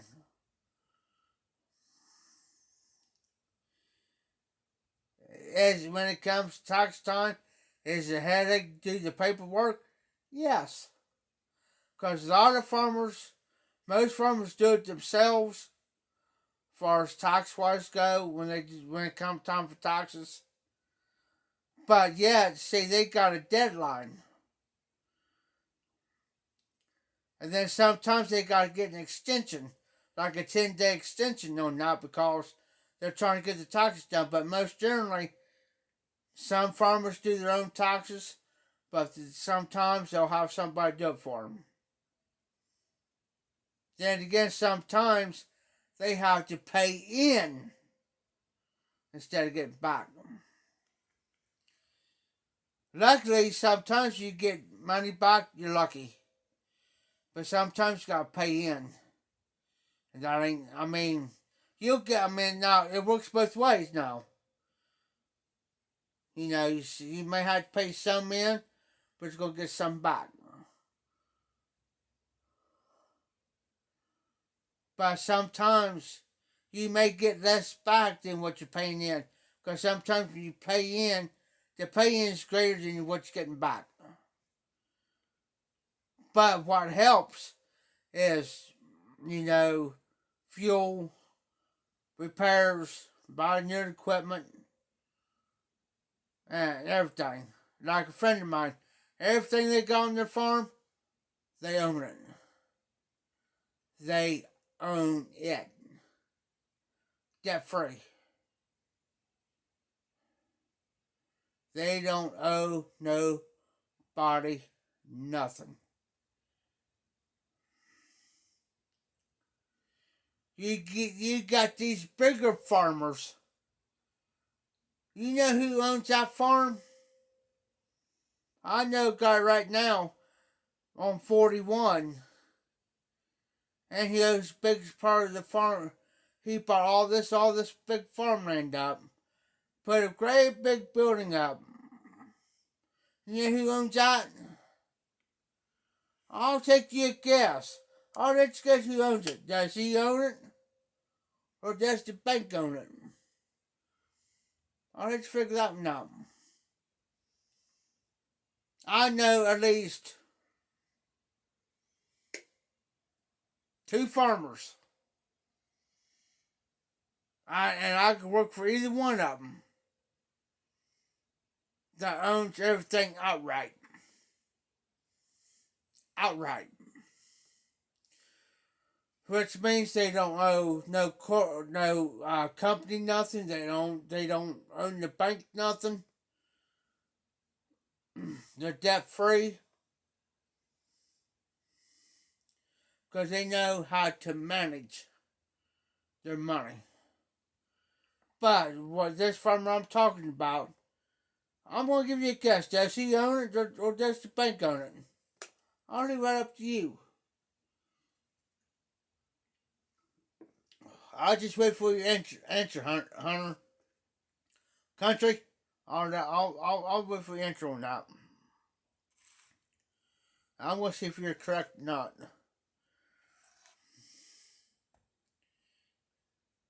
Exactly. The bank owns him. He don't own it. I wish he was country. I wish he was here. Especially during the day, I'll show you how much he owns. As far as land goes. Let me put it to you this way, country. The bank owns him. He owns the bank. Let me put it to you this way. He'll be owning this bank for the rest of his life. That's how far in debt. He's way above his eyeballs. But why? Because he's greedy.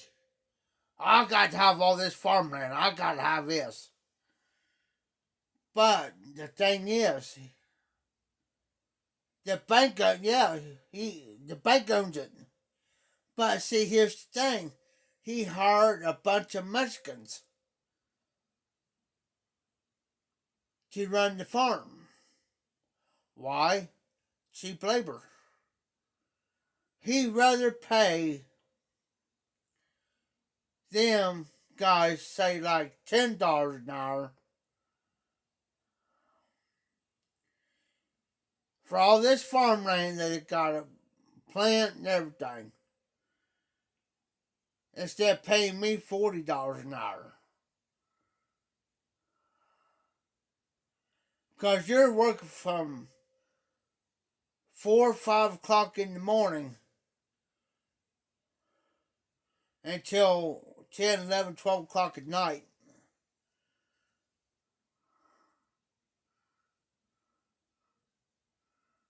Think about it.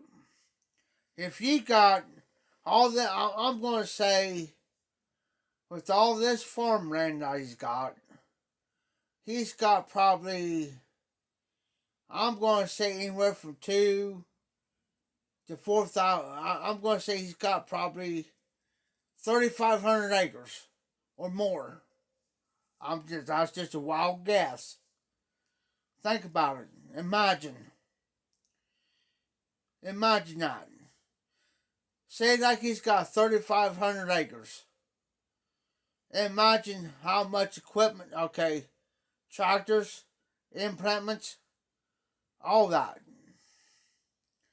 Look how many tractors and planters it's going to take him to plant that. Plus, the fuel, the labor.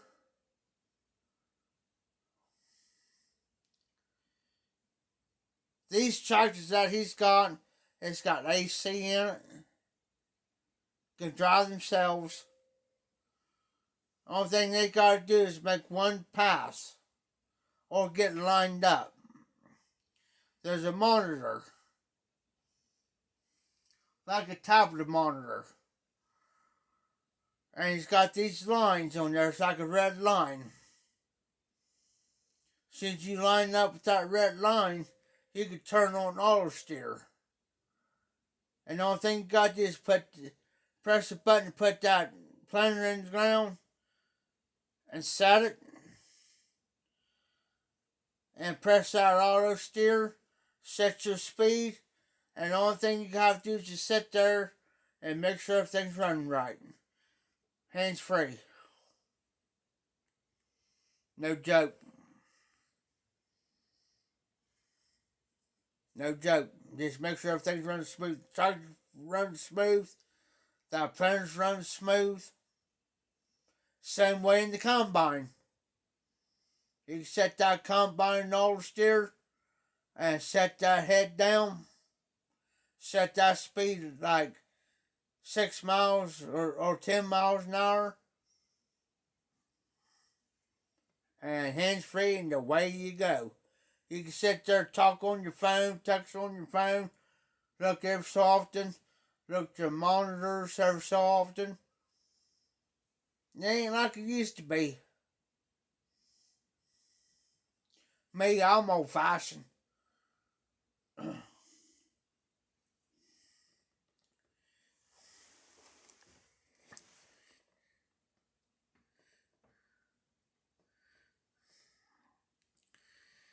50 acres ain't nothing. 50 acres ain't nothing.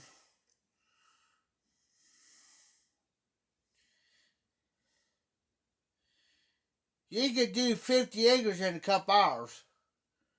As long as your planner is right and it's doing good, you can have that field planted in a couple hours. Yeah, you're gonna have to stop because a planter's got two boxes. It could be a 12-room planter, but each row has got two boxes. You know what I'm saying? One box is for your seed. The other box for your fertilizer. Remember that. It's usually my middle finger's left box. My middle finger's left box. That's your fertilizer. The right box, my index finger, that's your seed. And you gotta do each box like that. Yeah, you're gonna have to stop every so often and refill up. That's why a lot of guys will take their hay wagons and they'll put fertilizer on one side and seed on the other. So when they go redo it, the only thing they gotta do is, because they'll do it like left side is fertilizer, right side is seed on the hay wagon. So that's why because say like I'm looking at the rear end of a hay wagon. Okay, that's gonna let me know, okay, left side, this side. If I'm looking at it from rear end like this, that's letting me know, okay, left side fertilizer, right side seed. See what I'm saying? So that lets me know when I take it off the left side. If I take this back off the left side, okay, that's fertilizer. That's gonna let me know, okay, fertilizer box. Then when I fill that box up, then I'll go to the right side, get my seeds. I'll go to my right box. You gotta do that every single box down the line. That's the old-fashioned way. That's old school way. 50, yeah, that's why I say you could do a 50-acre field in no time. But every so often you gotta stop and reload up.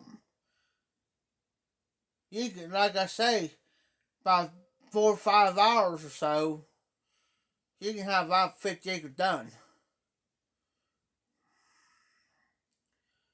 That's why a lot of farmers, they don't want to be bothered. They don't want to be bothered because why? Because they won't get that field done. Just like them. Like a friend of mine. Their boy does it now. But he doesn't want to be bothered. Unless it's, now, if it's an emergency or something, that's understandable. That's understandable.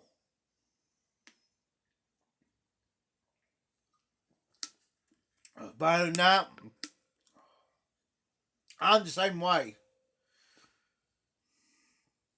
If I'm out in that field and there's somebody else there, but usually, anytime you're planting, you always have at least two. It could be two people that you driving and somebody else in the truck. Pulling hay wagon. That's what's called. It's like hiking. When you're hiking, always two people, right? Just in case something happens to somebody. Same way with farming.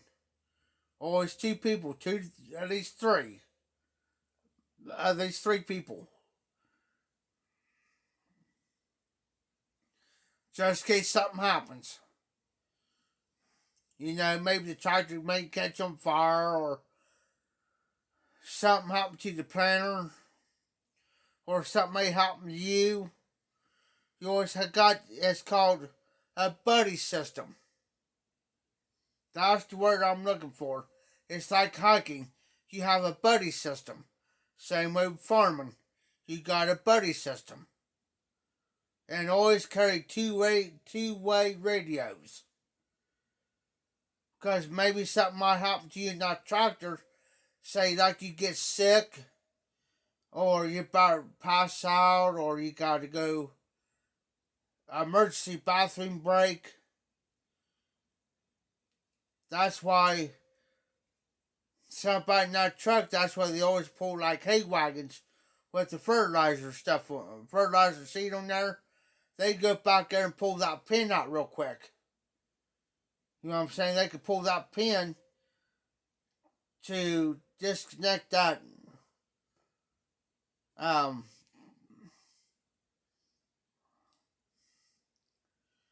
it's called a tongue. Well, that's what I call it. You know, or I'll call it the neck. That's basically what I call it. I'll call it the neck where it connects to the truck, pull that pin in. That's where they can pull that out and they can drive that truck right to you. You tell them where you're at. Use two-way radio. Tell them where you're at. And they can drive right to you. And they know where you planting. Trust me, they know where you're planted out and where it's not been planted. They'll go where it's not been planted yet. They'll drive right to you. Say like you need, you know, you're about to pass out, or you need this, or you need to go to the bathroom quick, whatever, or emergency. They could get to you, get you where you need to go, whatever. Buddy system. That's why we do it. We always use the buddy system.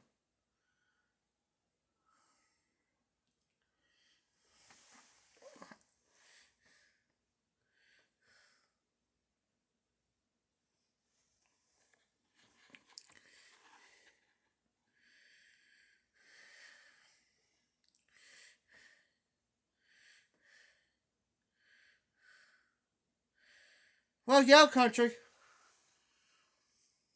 Hey, farmers. A farmer. I've been in the field for 12 to 15. 12 to 15.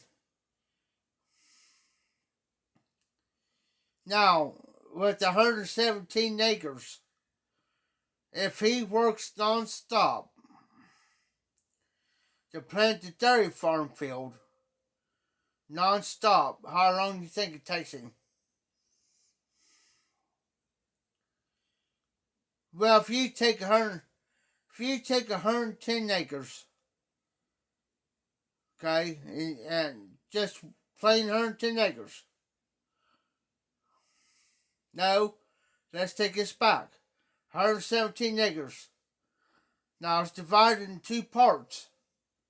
So that will be roughly, say, 70, 75, 75. That's 110. So, if we take 117, so see, 80 and 80, that's 160. So, you're looking at 70, see, 76 is 112. Now, that's 140. So you take 65 and 65, that's 120. So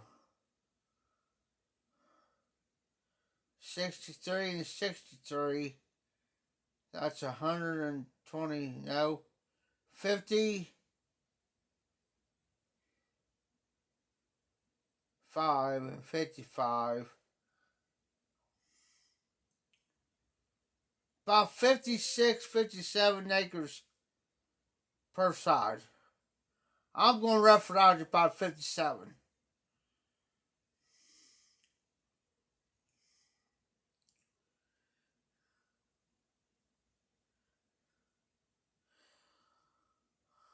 Well, if you do 117 acres and say one side takes corn, the other side takes soybeans, so what's he going to do? He's going to do one side first with just corn. So you average out about 50, 57, about 57 acres. Okay. Well, let's take it back. 56.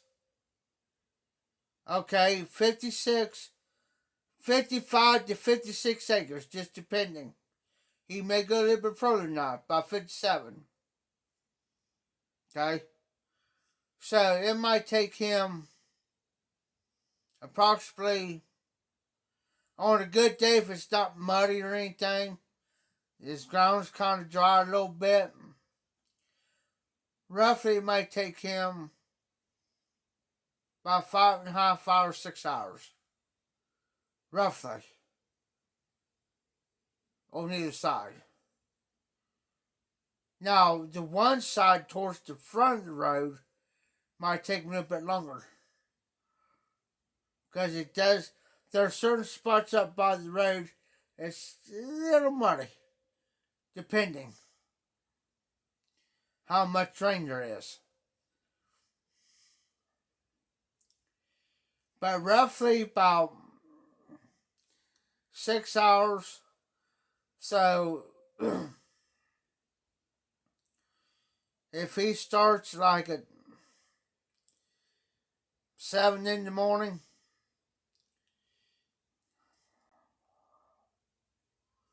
I say probably by roughly by 2 o'clock, a little after, depending on how the ground is, he can have one side done.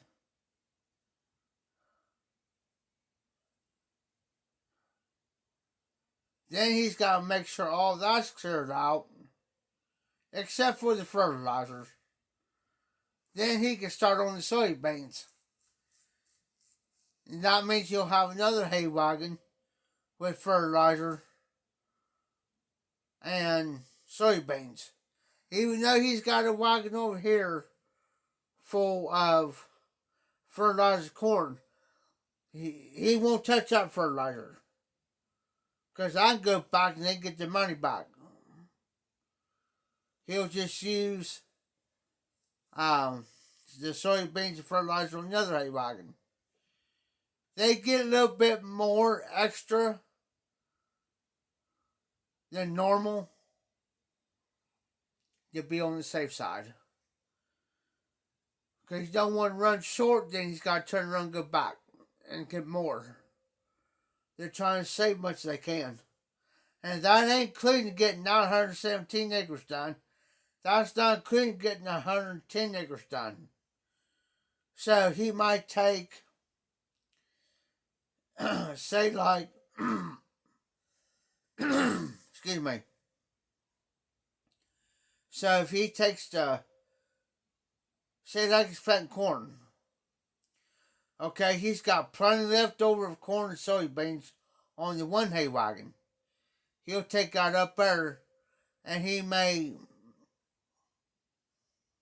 use it and he still have, say like 10 bags of fertilizer, 10 bags of corn left over. Well, what's he going to do with that? He ain't going to keep it. He'll take it back. The co-op. Get the money back. Same way with soybeans and fertilizer on that wagon.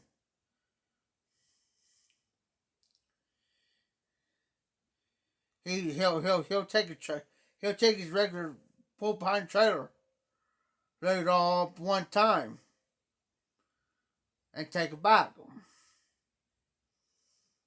Get his money back. So that's why you don't have to make half a dozen trips. Do one trip, do it all.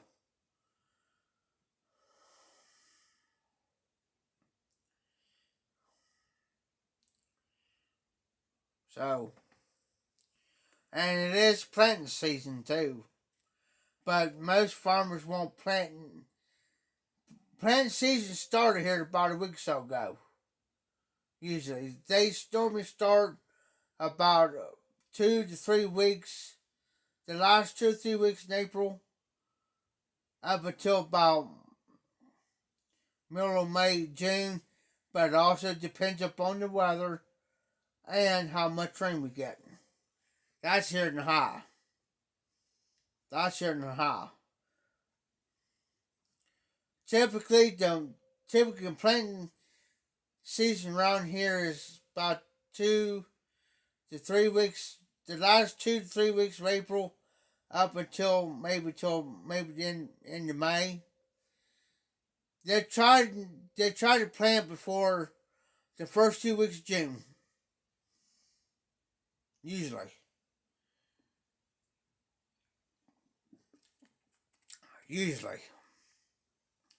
But I've seen some farmers start planting around June.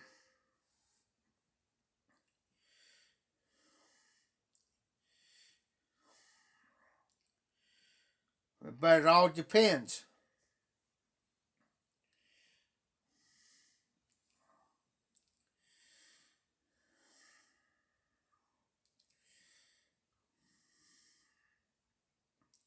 There's more to farming than what a lot of people think it is. They make it look easy, but it's not easy as it looks.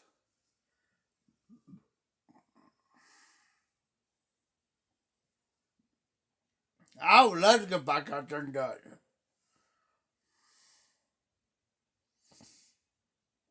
Yeah, I can sit in the tractor all day. But the way my back and legs and stuff are now, I can't stand all the bumps and everything else. I'm lucky to get out here and mow this yard out here. Lucky. But every time I use that riding mower, yeah, it brings back the memories. And I got that habit every time I'm on that mower, I'm looking behind me. Tim asked me here the other day, so why you keep looking behind you for? I said, Tim, you got to understand one thing. Once you're a farmer, always a farmer. Now I said, every time I'm on that mower, I'm mowing, I'm thinking I got to look behind me because I think I got, a planter behind me or I got a disc behind me.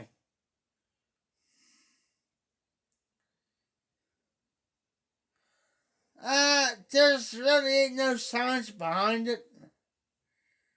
Really, country? There's no science to it. There really ain't. Only thing you have to do is when you put that planter down in the ground, it's like at least 6 inches. About that much. I take up back about four to maybe 5.5 inches in the ground. I'm planting. When you first put that planter in, you start planting. You just kind of look back. And it's like, well, I need just maybe about a hair more down. You're good. That's it. And the only thing you gotta do is just keep that tractor straight. And your planter will keep straight. But you gotta keep looking. And you can tell You can tell if it's in there or not. The seed and the fertilizer. You can tell it's in there. If you could take a rototiller, anybody just by becoming a farmer, if you go out there and take a rototiller and till ground up, and you take seeds down through there and plant like corn or cucumbers, whatever, and each one of those rows, and just like to cover it up. Cover it up. And you know it's going to rain. Do it early in the morning, you know it's going to rain. Take you some fertilizer and just spread it out there, throw it out there.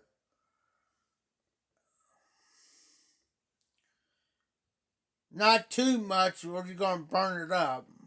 It's like throwing fertilizer for your grass. Just throw it out there. It's all over your ground, what you chilled up and planted. That's it.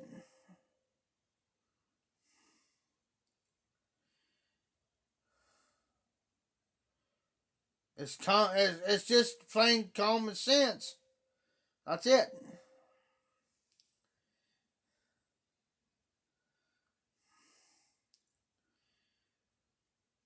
This new generation of farmers using all this technology today,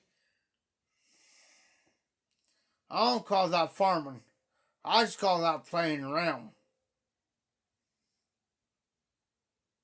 We didn't have all that back in the 90s, 80s, and 90s. All this technology they got today. We didn't have all that. And that's part of my problem with my back too, because I got disc disease and arthritis. So of course the manual labor. It's like you had to do your own fence post digging and lift them things out there. Today they got machinery to do that. Machinery can dig your holes for you, put your post in there for you, lift the post out for you. We didn't have all that.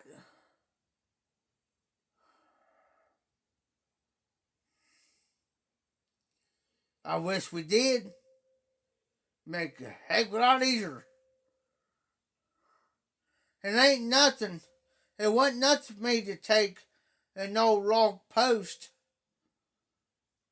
that you had your wire on, fence on, whatever. It wasn't nothing to take a 25 pound wiggle that baby and then pull that baby out and put it up on your shoulders and throw it up on the hay wagon. Shit.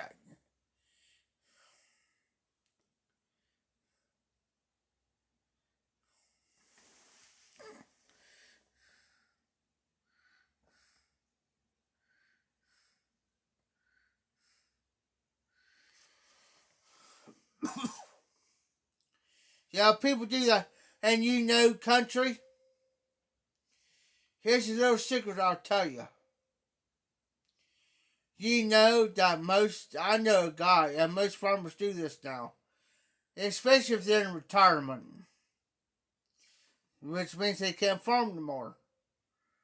You know that the government, if they let their ground idle, you know that they get paid for it. That's ground idle, which means you don't do nothing to it. They'll pay you. I know a guy did that for years, for the last 10 years. Well, he's long gone now, but this is like 10, about 15. Well, I take that back, about 10 years ago. I know the guy did that. They's ground idle, the government was paying him.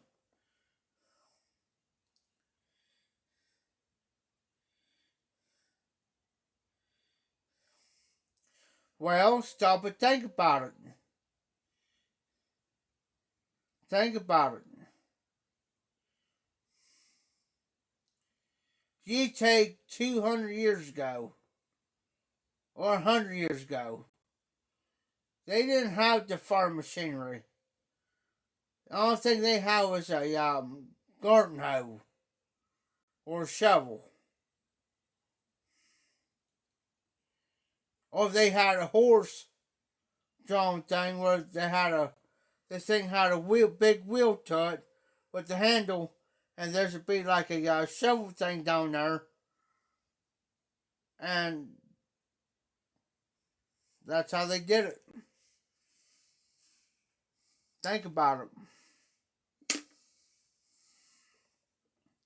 How would you take post about a 20 pound, about 15, 20 pound post all day? We're gonna pull it out of the ground by hand, setting up on the hay wagon, get them all out. Then you gotta go back down there and put all new in by hand on about 3 acres of land. And you're talking about anywhere from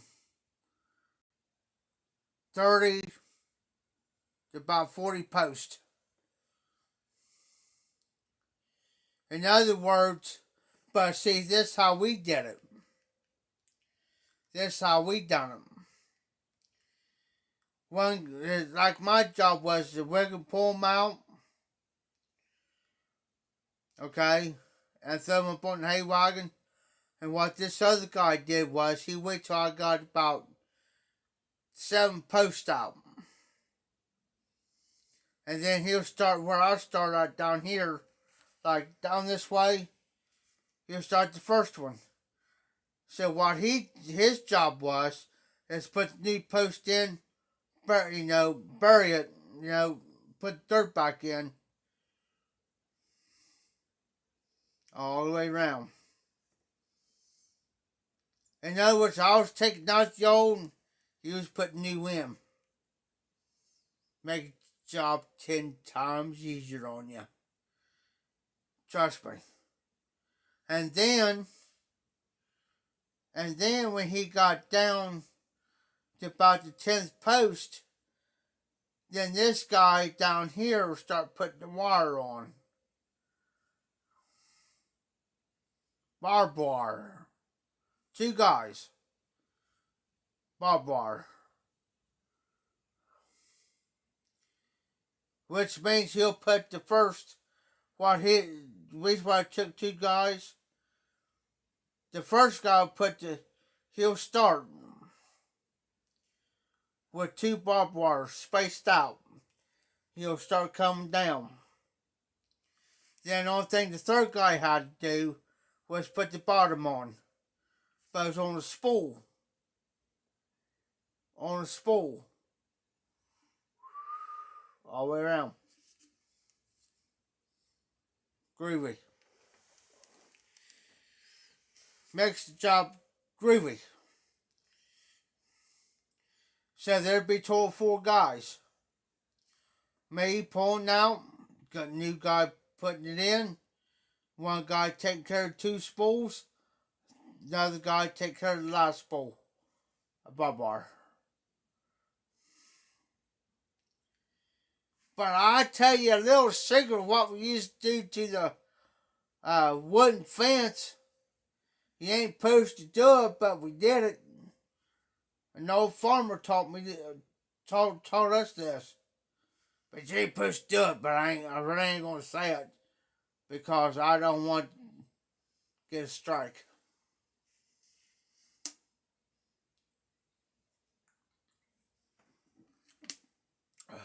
Did it for years.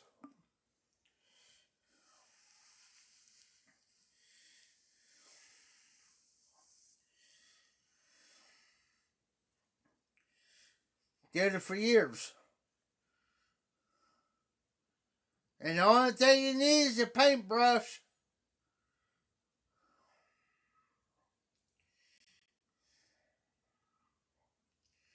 And probably about a 50-gallon oil drum. Now you get my drift?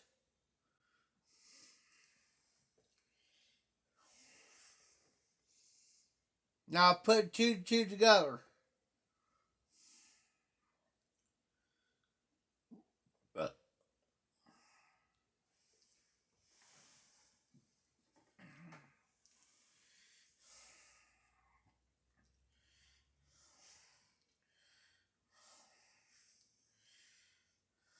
I gotta change my channels real quick.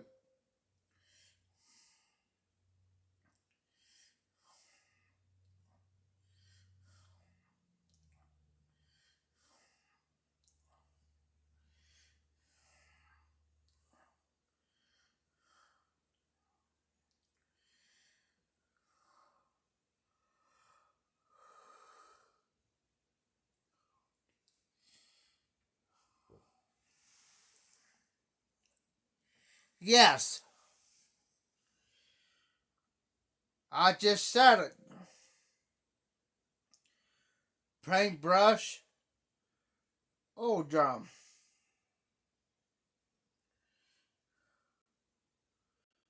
It's the oldest trick in the book. It's winter, hey, country. It's winter chicken dinner. But you ain't supposed to do that, though. That's a big no-no. If you got caught doing it, your ass is grass. Because for number one, because you got livestock in there. Livestock. You ain't supposed to be doing that. Get caught with it? Oh yeah. Big fine.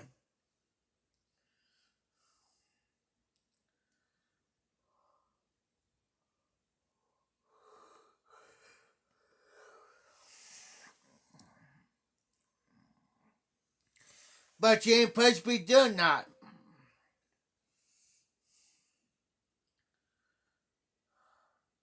Because of the EPA. If somebody's seen you doing it, and they'll call the EPA on you, they'll become knocked on your door. A buddy of mine almost got in trouble for that. Because somebody went and squealed on him. As long as you don't. Now, yeah.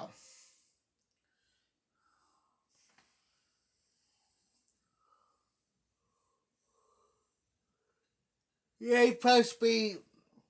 I could go right out here up front.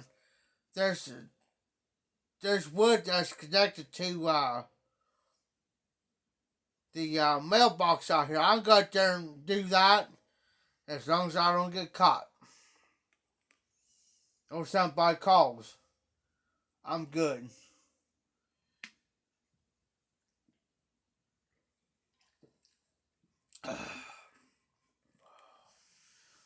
Yeah.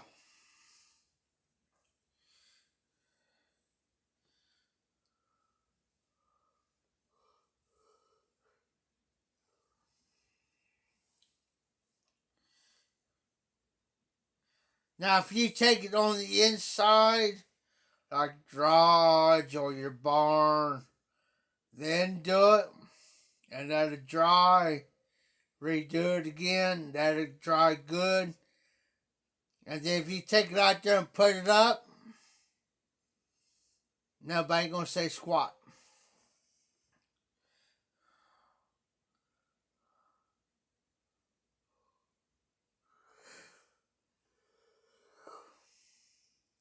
Not allowed to do it though.